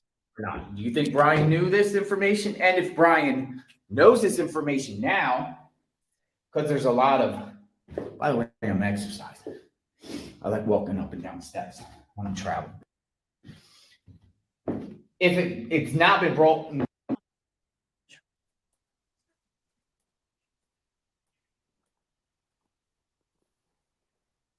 Sorry, I had to time somebody out for the. Don't worry about it. Just keep going. If this is all he's going to say, hold on. If all he's going to say is Ann represented all these people, we can skip this video because we know that's not true. We know that she's the head lady. She never met Kara because Kara said was it. very tactical. On. Okay. I just had to pause it. For some reason, All whenever I click share instead, it starts playing it. So Yeah. Well, you're not even on the right paused one. it. So Go ahead. I don't even think you're on the right one. I don't know what that is. But No, anyway, this one is no, this one's before the that's what finale I of the thought. Mogan. Okay. So there was a little miscommunication. Let's go to the next video. This one was just to show Maddie's stepmom's charges. That's why we were supposed to clip it. But anyway, let's go to the next video, please. Okay, this is the one before the grand finale.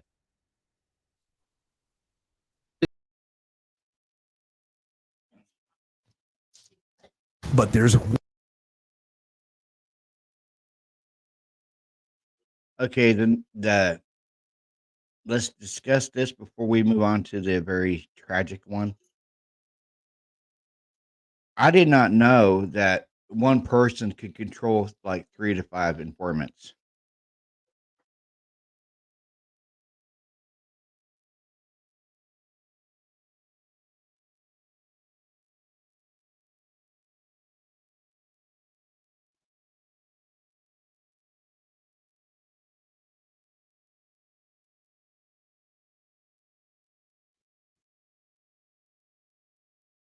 What do you think, Miss Rock Chalk? I think I was just Never- talking to myself with my mute button on. What I was saying is that's not uncommon. You know, in your local PD, you got your beat force officers that have informants in the area. In your feds, you got informants. You know, these people make plea deals, and they got to make sure that these people are standing up to their plea deals. Okay, Yeah. that means they got to give information. They track them down. They might even arrest them in front of people just so they can get them in the car to ask them questions. You know, I do want to make a point to say, and I've said this 1,000 times, but I will say it again. Good people make bad decisions, okay? I'm not downing an addict, okay, ever. Like, I go sit in drug court. I volunteer for drug court. I give people rides to their appointments. Drug court makes you so active. Like, you have to go to treatment in the morning. You Yeah. got to have a job. I personally volunteer myself, and I drive these people around. And when they're first getting, that's their last step here before they go to prison is drug court. So I volunteer for drug court. I will drive them to their meetings. I will drive them to their job. I make sure they get there to the meetings. So I don't want anybody here in chat thinking, "Oh, Rock is just totally against these people are all drug heads." No, I'm not saying that. I say that, different things happen in people's lives. People use different devices as far as to mentally cope. And you damn right these parents are hurting. You're right, Kara's hurting. Like, I got all the love in the world for Kara. I hope Kara can really come out of this. She's never going to get over it. But hopefully she can come out of this and be able to live a semi-normal life. Like, Oh yeah. nobody is. Please don't take it wrong. We are not saying, we're not blaming these parents. Come on. No. And Roe had a very good question on the screen. Could it be someone that spent a lot of time at the house? Yeah. Well, there You goes know, that goes back to our same question. Same question.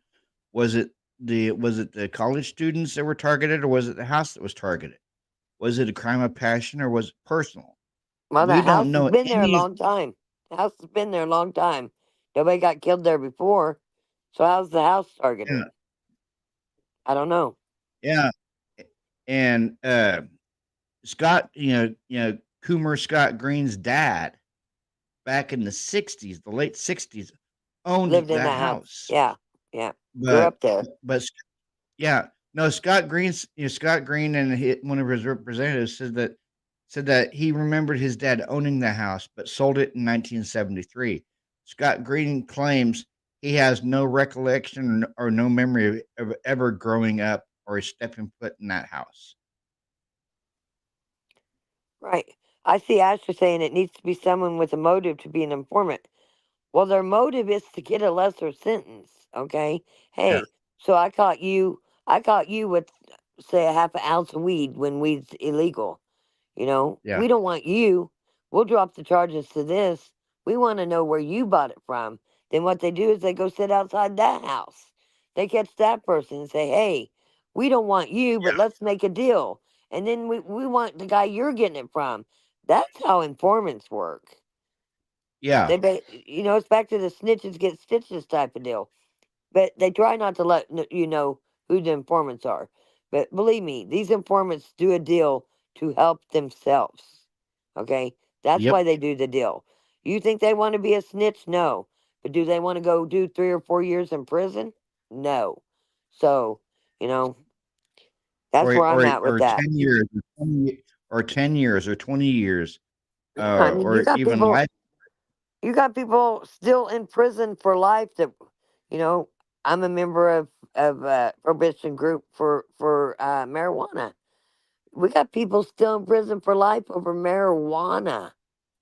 They got life sentences for marijuana. Okay? You think them people don't want to make plea deals? Come on.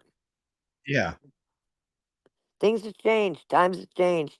But nobody, Casey, I love you to death.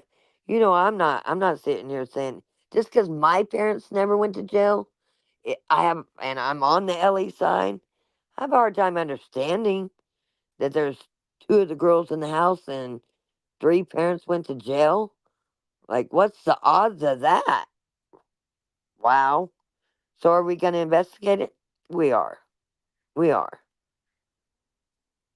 So this Now, next now video, let's though, go to the. Yeah, this is the sad video. yeah, this next video, I'm going to tell you, I watched it the first time. It broke my heart, and I hope your internet don't flake out on us because I don't like the way the YouTube or whoever did this video. I don't like how it was done to begin with, but it's the only one I could find. But it's a rough KRE one. KREM KREM channel 2 is the one Yeah, that but it did it. looked like it was a YouTube. It didn't look like it was any professional cameras. Anyway, uh, this one's a really hard one to do. Please give us a thumbs up. We do work hard for you. Robert don't get paid for this unless you donate to his Cash App, and he's not sitting here begging you for that. At least give us a thumbs up, and Nope. let's watch this one with we'll just go ahead and tell you now. It's with Maddie's dad, Ben. So let's watch it. With an open heart and an open mind. Oh, definitely. Well, Ben, first off, I just want to say thank you so much for agreeing to meet with us. I know this has been an extremely difficult year, to say the least. How are you doing 1 year after? I know that's a loaded question. Well, I'm hanging in there. I have the best family and support system that I could ask for, and yeah, we're hanging in there. We've spent a lot of time, together and thinking about Maddie and just trying to live our best lives that she would want us to live. You've known Maddie her whole life. Tell us, who is Maddie Mogan, or as you call Maddie May, right? Maddie May Mogan, yes. She was the sweetest, smart, loving. She was the best. She never caused me one day of stress in my life. She was the best child I could have asked for, and yeah, we miss her so much. Tell us about. Hold on, Tim. I just want to make sure the mic isn't. Can we set that one's fine, but I think maybe that one it might be clicking a little bit. Can we just set it on maybe right here? Yeah. Sometimes when the cord runs against something. Do we need to redo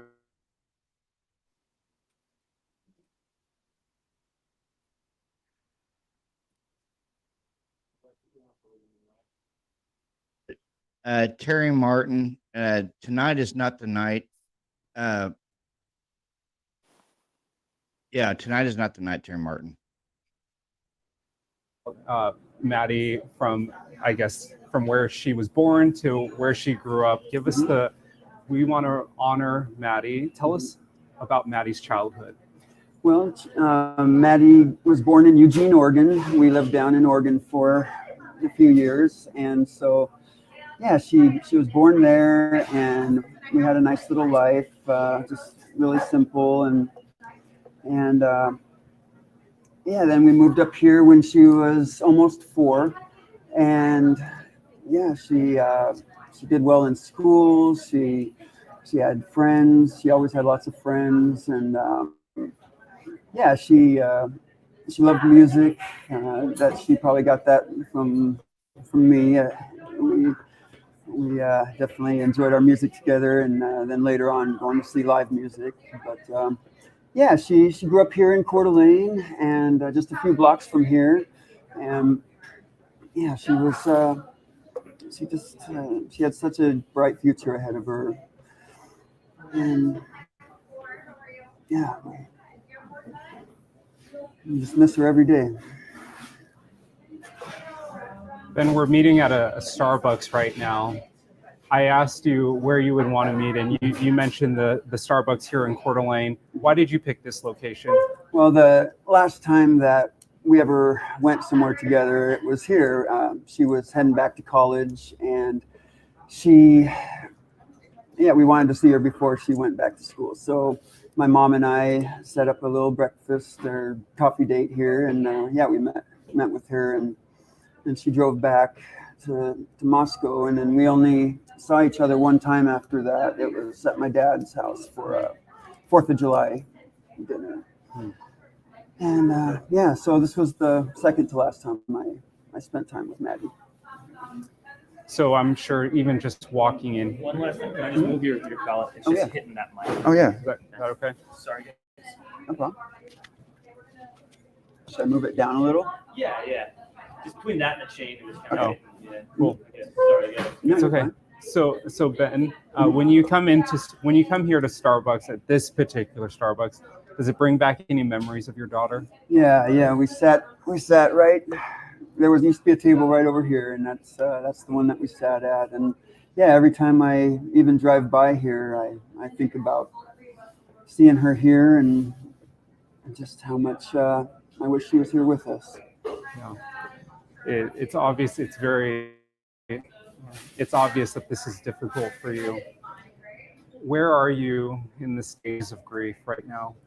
Well, I've been seeing counseling just one-on-one counseling with a wonderful woman, and but I was going every week for about 9 months, I would say, and then the last month or so I've just been doing every other week. So so that I think that's a sign that I'm moving in the right direction. But it's I read a little brief book. I read a passage from it every day that helps me through. And like I said, my support I have at work and at home and with my family. I mean, that's really what gets me through. It's just the people in my life. And another big thing is just my sobriety. I've been able to stay clean through this, and that's a huge thing. We go to AA and NA meetings, my wife and I do, and that helps a lot too, because it's really easy to spiral down after something like this. And yeah, I've been able to keep my head up. I love that. It's very evident that you raised a very bright daughter. She just radiates, the smile and the joy that she brought was so evident. You talked about how she impacted so many people, and you still hear from those people, strangers even. What do they say to you? I'll be working. I work at concerts and sports events doing security, and I'll have people come up to me even now, a year later, and say, "Hey, I just wanted to tell you how much Maddie meant to me," whether it was a teacher or someone she used to work with. But it still happens. And I didn't realize how many lives that she was able to touch in her short life. And everyone has just the best things to say about her, just that she was so sweet and just loving and a good person. So is it comforting for you to hear from those strangers? Yeah, I like to hear positive, happy things and memories about Maddie. That light went off. Oh. Is that okay? I didn't want to draw attention to it. I'm glad you caught it. There we go. Yeah, I might have to switch the battery out. Okay, that's fine. Batteries die quick. I also brought she wrote me a Father's Day card, the last Father's Day that we had, and so I brought it with me. Yeah. Oh. And, yeah, it's really sweet. It's so sweet. But, yeah, if you want me to read it or something. Yeah, that might be good. Let's. Okay. Ready? Yeah. Okay, yeah, whatever. Cool. Ben, we talked a lot about Maddie growing up. A big part of her childhood was her best friend Kaylee, another one of the victims in the stabbing. I'm gonna say that again. Ben, you talked about her childhood, and part of her childhood was her best friend Kaylee. Mm-hmm. They were like sisters. Tell us about their friendship. Yeah, they really had a really special friendship. She and her sisters were like family to Maddie. That whole family took her in, and they would go on trips together, and they really clicked, and it was fun to see them go through their little ups and downs as a couple of just best friends growing up and going through high school and middle school. And, it was fun to see them. They really they're fun to watch. It really did seem like they did everything together. Yeah. I heard something about they wrote a letter to their high school or something to go to a different school. Do you know that story or something? Okay, maybe it was something else I was thinking of. I know what you're talking about. They had to, so they went to charter for middle school, and they wanted to go to the public school for their freshman through senior years, and they had to give a presentation to the parents saying all the reasons that they thought it was a good idea why they should be switching schools, because charters really high academic standards, and we wanted to make sure that they had that they were doing it with the right reasons, I guess. I love it. They concocted a plan. Yeah, but it worked. So from childhood, middle school, and then high school, and then you find out your daughter is going to college. She's going to the University of Idaho, which is just down the road. Yeah. Do you remember what it was like hearing that your daughter was going to be a vandal? Yeah, I was excited. It was going to be close enough that we'd be able to see her. She could come home on weekends, and but still, it was going to be far enough away that she could feel like she was living her own life and being independent, and having her own little hometown was special for her. And so I was so proud that she wanted to take that next step and do it right out of high school. And she just was.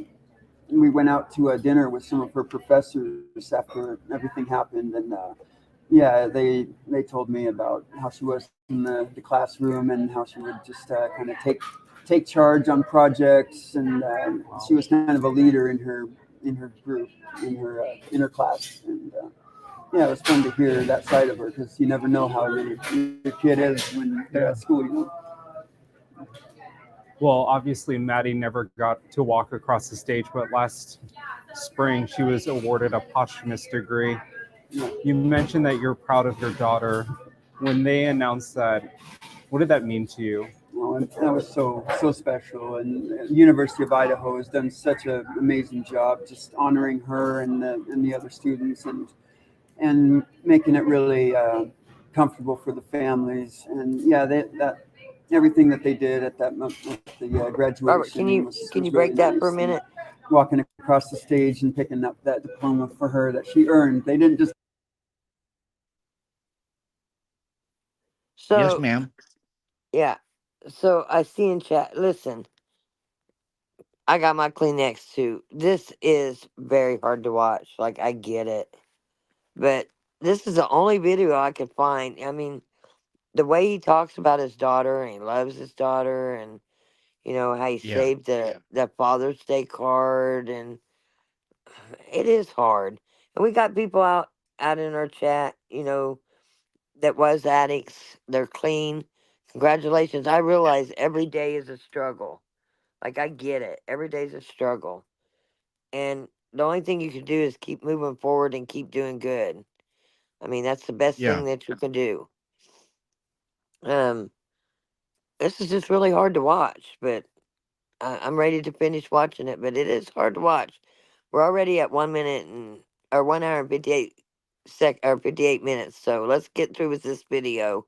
Sorry, folks, that it is a sad one, though. Listen, love all you ladies that and men that have gotten yourselves clean, that were ex-addicts, and you're doing good. Keep on doing good. I know it's a struggle every day. Just keep it up. Like, I know I can tell you I'm proud of you, and I can tell you that most people in this chat are very proud of you. And if we can help you in any way, keep your sobriety, we'd be glad to do so. Just keep moving forward. And let's make sure we keep the families of the victims in our thoughts, our prayers, and our hearts. Always. They never leave my mind. They never leave my mind. It's rough. Yes, we love our folks in recovery. Like, listen, I'm not judging anybody. I just told you I volunteer for drug court. If I was somebody that judges somebody, I sure the heck wouldn't volunteer for drug court. Like, I get it. I could probably get it more than you think I do. Let's finish watching this video. This video is tough. I'm sorry, it's tough. Give it to her because they were trying to be nice. She earned all those credits, and she got that degree. And we're so proud of her still. I want to transition.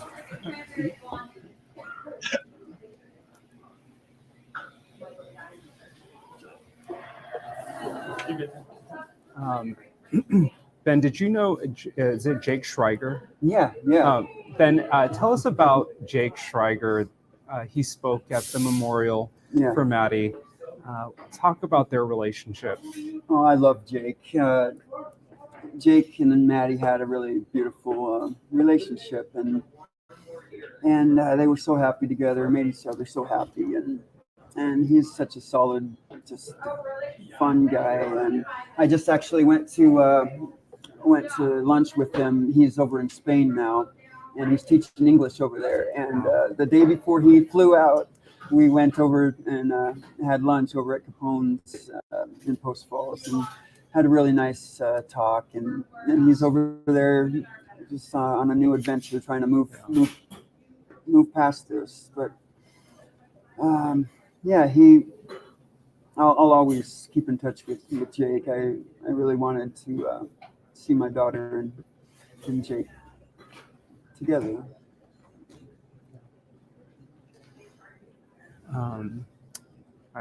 I know that's so hard to talk about, so thank you for being so open.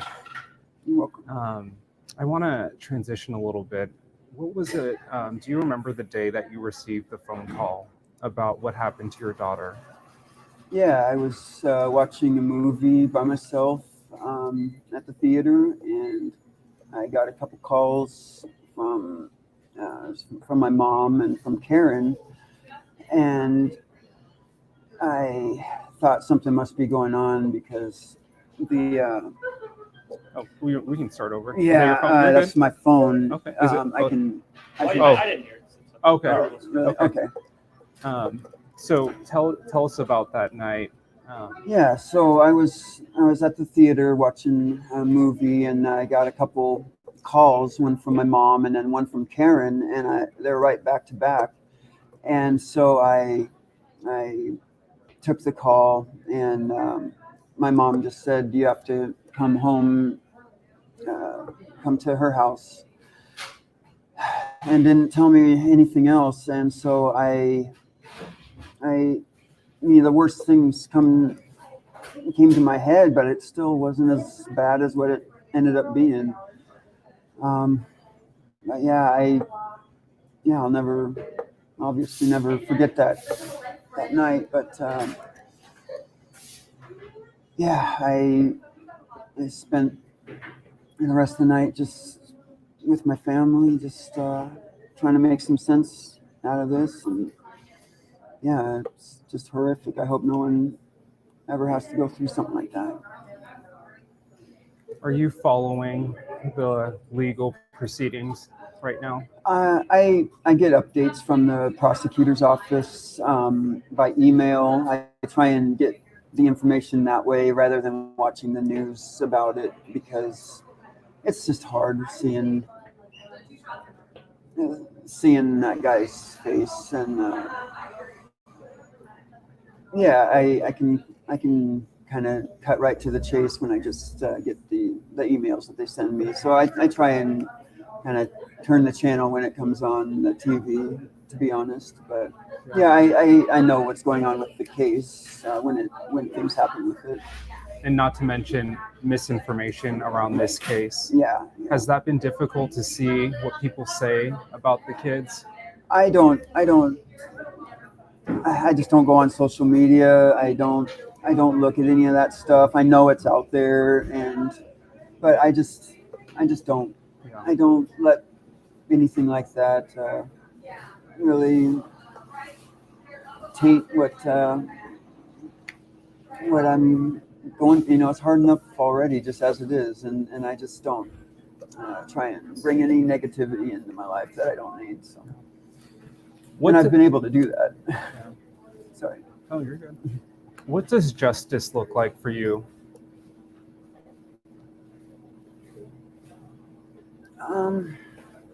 Yeah, I don't know how to answer that question. That's okay. Yeah. Thank you. I appreciate your honesty. Let's just talk about Maddie Mayday. Can you tell me more about Maddie Mayday? Where did the idea come from, and what was it like to celebrate Maddie Mayday?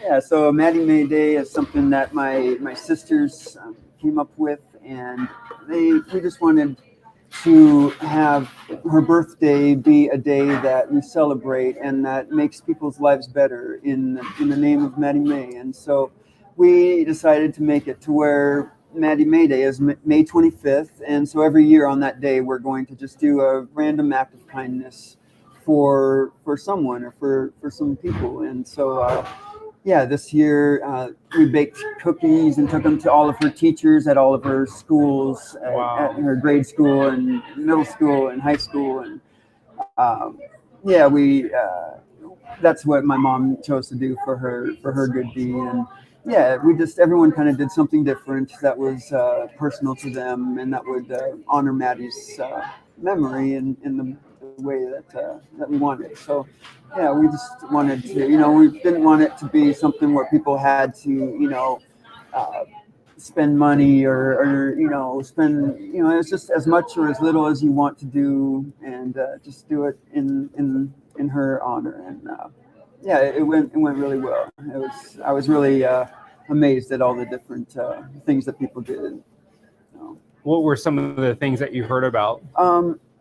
People were buying coffees or meals at restaurants for people and then kind of pass it on type of a thing, or at drive-throughs like they do here at the coffee shops. And yeah, things like that. And yeah, going and, raking someone's yard or mowing someone's lawn. I think it was more lawn mowing kind of thing back then in May. So, but yeah, there was just doing nice things for people. And yeah, there's a page that they made that people could go and post what they did. So that's awesome. Yeah.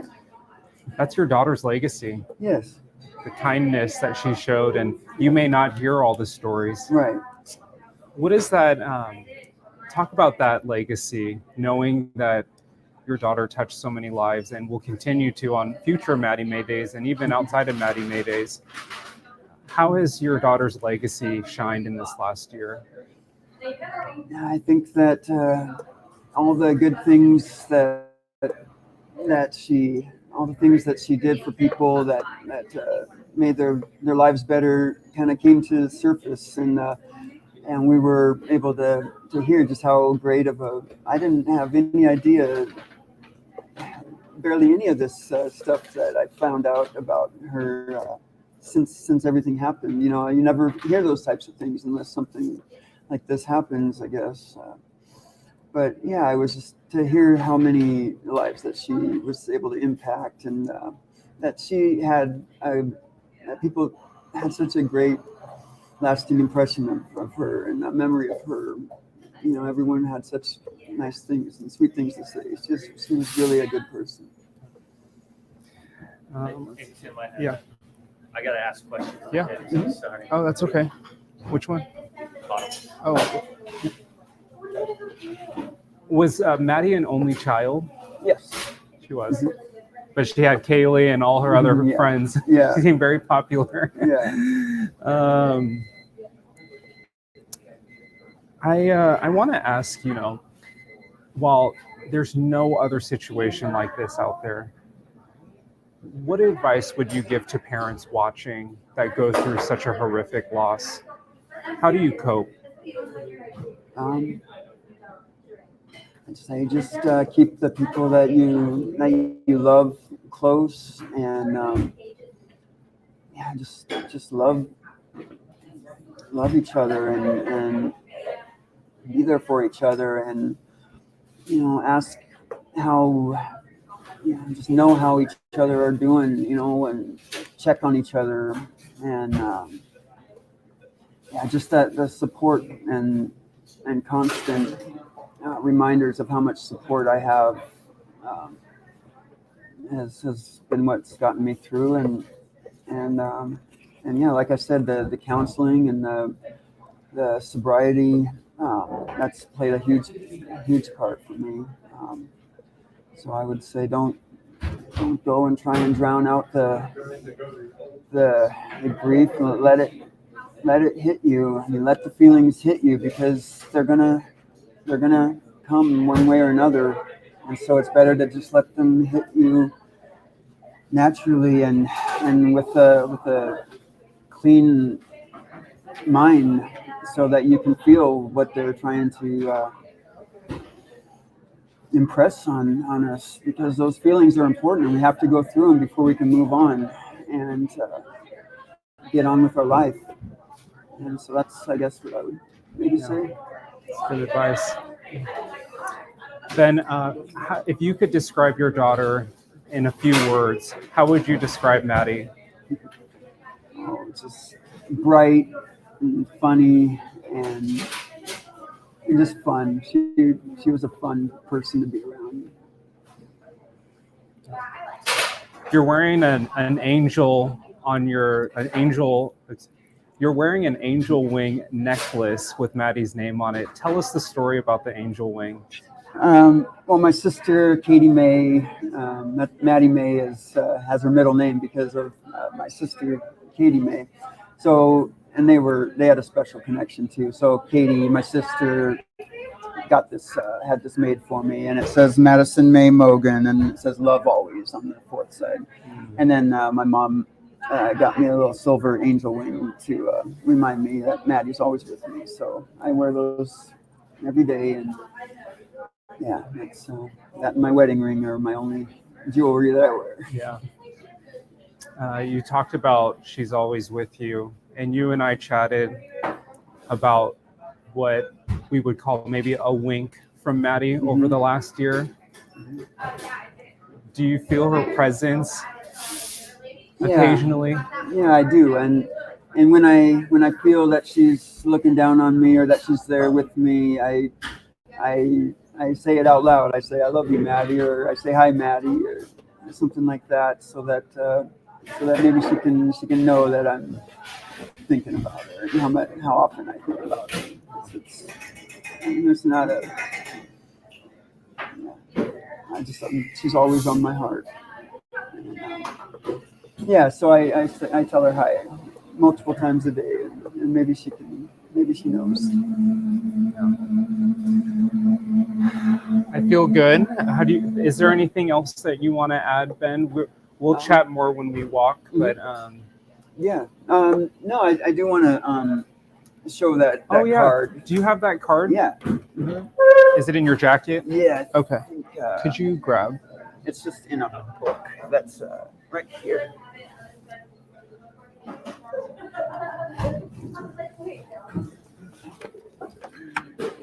Could you put the mic over there? Thank you. So what did you bring? Oh, this is my wife's Halsey poetry book, but what's this? I came across this after everything happened, and Maddie gave me this on the last Father's Day that she was here for. And it says, Happy Father's Day to a dad who has everything: ability, looks, charm, talent, personality, and me. Love you, Dad. But then what she wrote, Happy Father's Day. I hope you have the best day. I can't wait till we can hang out again soon. I'll be in Coeur d'Alene on the 4th of July. Hopefully we can find a time then. I loved your birthday card you sent me, by the way. Maybe we can see a concert sometime soon. I'd love to see the gorge when it's not so smoky out. I hope you're doing well. I'm proud of how far you've come. Thank you for always encouraging me to do my best. Love you lots and lots. Maddie May. Yeah. You can tell he's hurting. Yeah. I would never want to lose any of the children that I have, especially the way he lost his daughter. He's hurting, and I can feel that he's hurting. Oh, for sure. When I found this card, it just it made me so happy, and I'm so glad that I have it, and I'll just treasure it forever. I'm sure. Thank you for sharing. And holidays, are you finding new ways to enjoy and celebrate those days with Maddie, not by your side? It's still not something that it'll never feel right without her. I don't think We spent every holiday together, every birthday of hers. Yeah, I don't know how to do the holidays without her yet. Yeah. Well, that's very special that you have that. Yeah. Yeah, thanks. Did Maddie, when she was growing up, did she have any nicknames for you, or did she just call you Dad, or? Yeah, it was just. Yes, I don't think she had any nicknames. Yeah, my mom. She called my mom Deedle, but yeah, I think that was the only nickname. Well, thank you. Yeah. I was wondering, do we need him to read that one more time? Oh, because I had coverage of everything. Oh no, I meant the blender turned on halfway through. Oh, I wasn't even really. It was fine. Okay. Yeah, I was gonna say, Nicole, did you get a good wide shot of it to him? I mean, we can keep Sorry, you made me tear up. I tried so hard not to. I think I did. I don't know how I've been able to. I get emotional so easily now, even a year later, just over things that normally, just sad things that normally I would have been fine with. It will just make me tear up. Oh, I know. When before. It'll happen. My sister passed away 13 years ago now, and every once in a while I'll talk about her, and I'll meet someone named Melody, and I'll just feel, they're like, "Why are you crying?" And I'm like, I can't too much. The nice thing with me is when I'm crying, no one wonders why. They don't have to ask me why, because it's pretty obvious. It's probably something to do with Maddie, Yeah. It'll come in waves. Yeah. Yeah. Well, Ben, thank you so much. I really appreciate it. We're just getting a wide shot of you Okay. guys. Okay. Just keep chatting for a minute. Yeah. Okay. Just keep chatting. So then later on, will we go right from here down there? Yeah, Oh, that's okay. Yeah. Yeah. We could all, if you're okay with it, we could just ride in one car, because that way, we don't have to find parking or whatever. You said it was dockside? Well, she worked at the beach house, which is the resort out in a different place. But when she worked at the resort, it was at the infinity pool. Okay. We don't have to go in there. I don't think we can. But maybe just walk around the outside, Yeah. It's not raining today. Yeah, right. We got a little break. Yes. Can you record this, Nate? What were some of Maddie's favorite things? I actually meant to ask you that. What were some of her favorite things? She loved the color pink. She loved her pink cowboy hat and cowboy boots.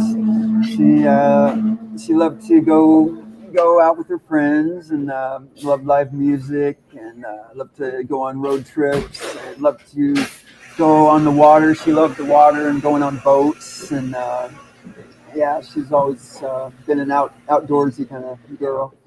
And she loved fashion and looking good and doing makeup and hair and nails and stuff like that. She'd do that with her friends and make them all look good.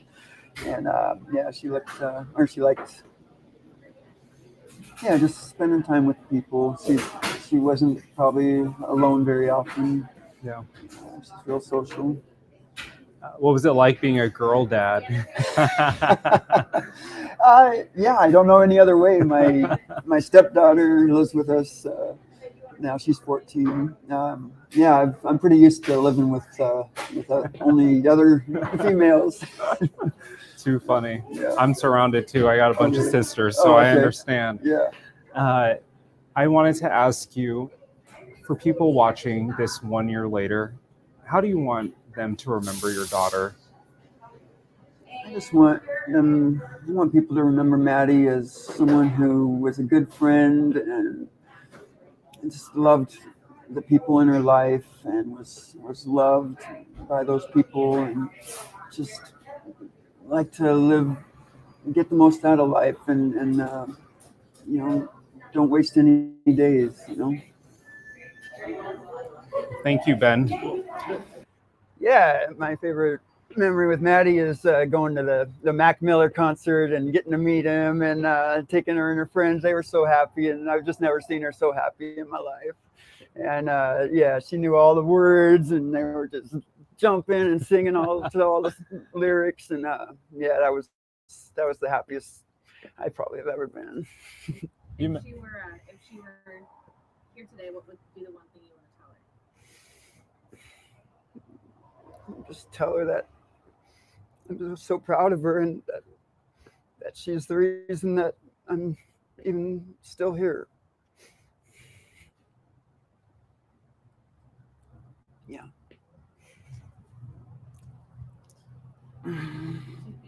Yes, thank you, Ben. You're welcome. Thank you guys. You guys Thank are you. so great to meet you all. It's so great to meet you.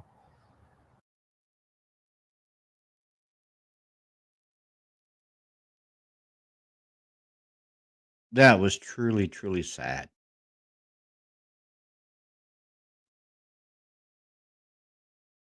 Yeah, I hate to end on that note because it is very sad. Yeah, as I have, I have my 9-year-old. She's my flesh and blood 9-year-old, and then I have two stepdaughters. One's 21, one's 24. I would never in a million years want to see one of my daughters, yeah, even end up like Mandy did. And yeah, I don't, I can feel the pain that Ben's going through. It would most likely be the pain that I would be going through if something like that happened to one of my daughters. And I mean, it's tremendously hard on him. I mean, because you heard him say that he don't know if he'll do a holiday without her. That is the most saddest part. Right. I don't know. I'm sorry that chat had to hear it, but it is something that was out there. I felt like we needed to share. And just You know, like Ashley just said, sadly, we have to tie Ben to the victimology. well, sadly, we have to tie anybody to the victimology. Yeah.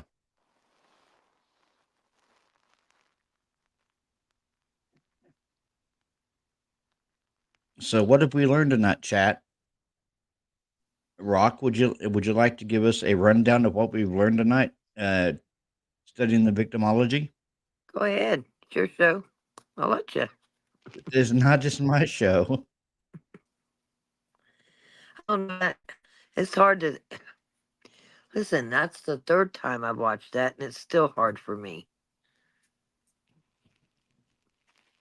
You know, I wished I'd have thought further ahead and tried to end with something a little more happier. Yeah, just like Doc said, the truth hurts, and she said, "Great job." And Terry, I see you down there. Tonight is not the night.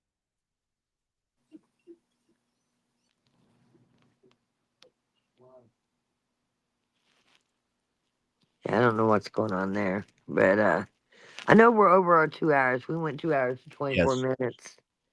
Hopefully, you guys hit that. I love you too, Bianca. Actually, I love everybody in here.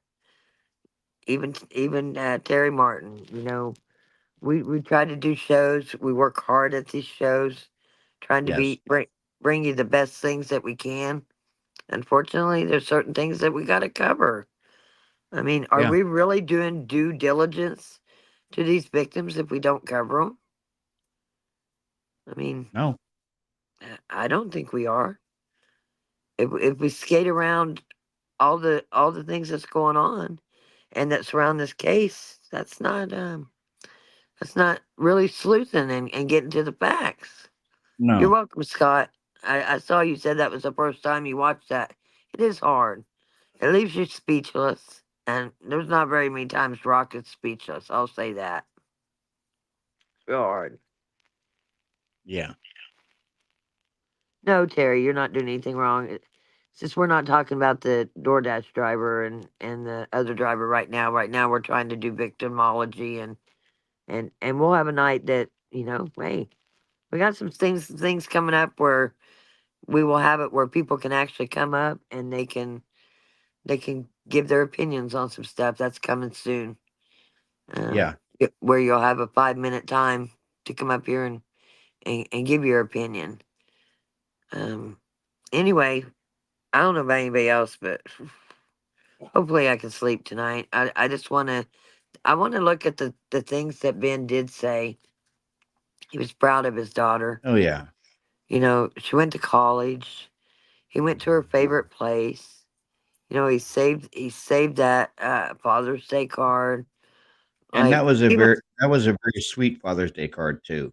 yeah, you know, and everybody's struggling. I mean, look at us as a community in the crime crew. I can't even talk. True crime community. Look at us. We all are sad. We all want to get justice for the families, for the victims, and it's hard. Oh yeah. Yeah, we are going to uncover. There's still more with Ben. There's a lot going on, and there's also there's just a lot of stuff going on in that down. But we're going to get there. Like I Yeah. said, I think we got 2 years to get there, but we're going to get there, guys. If you have Yeah, we are. ideas, if you have ideas or something that you want us to cover, there's an email there. I can see that our great mod crew is posting it. And again, it's been a great chat. Hopefully, Oh people yeah, go it back has. and hit that like button. And, you know, I always try to share memberships, but you know, I paid that bill today. Yeah, I know. I'm trying to be more careful on the membership giving because I'm ready to take a vacation myself. You know what I mean? But please don't go Yeah. to bed sad. Uh, these these four wouldn't want you to go to bed sad. They'd be happy that we're trying to find all the answers. That's the way I look at it. Even though it was a hard one to cover, I do believe that are up above us happy that we're actually getting to the bottom of it and trying. We're not Yeah. overlooking anything. We're not saying, oh, we can't cover this because it's too sensitive. You know, last I looked, you know, this is 18 and over. We're adults here, and we're going to do the best we can to bring you the information that you can. You're welcome, Doc Terry, very much. I've seen you here a lot, and I'm really glad you got one for sure. Um, you know, there's going to be Yeah. tough things that we Now cover. let's We welcome our do. new members, Doc Terry, Micah, Ashley Ann, Nina Kelly, and who was the other one, Rock? And that was so far back. Listen, I enjoy giving the memberships. You know, I know that in today's world things are tough. We're going to be doing a lot of members only things. You know, actually, it'd be nice to have. You hear my dogs outside. I don't know why they want to bark at this moment, but they do.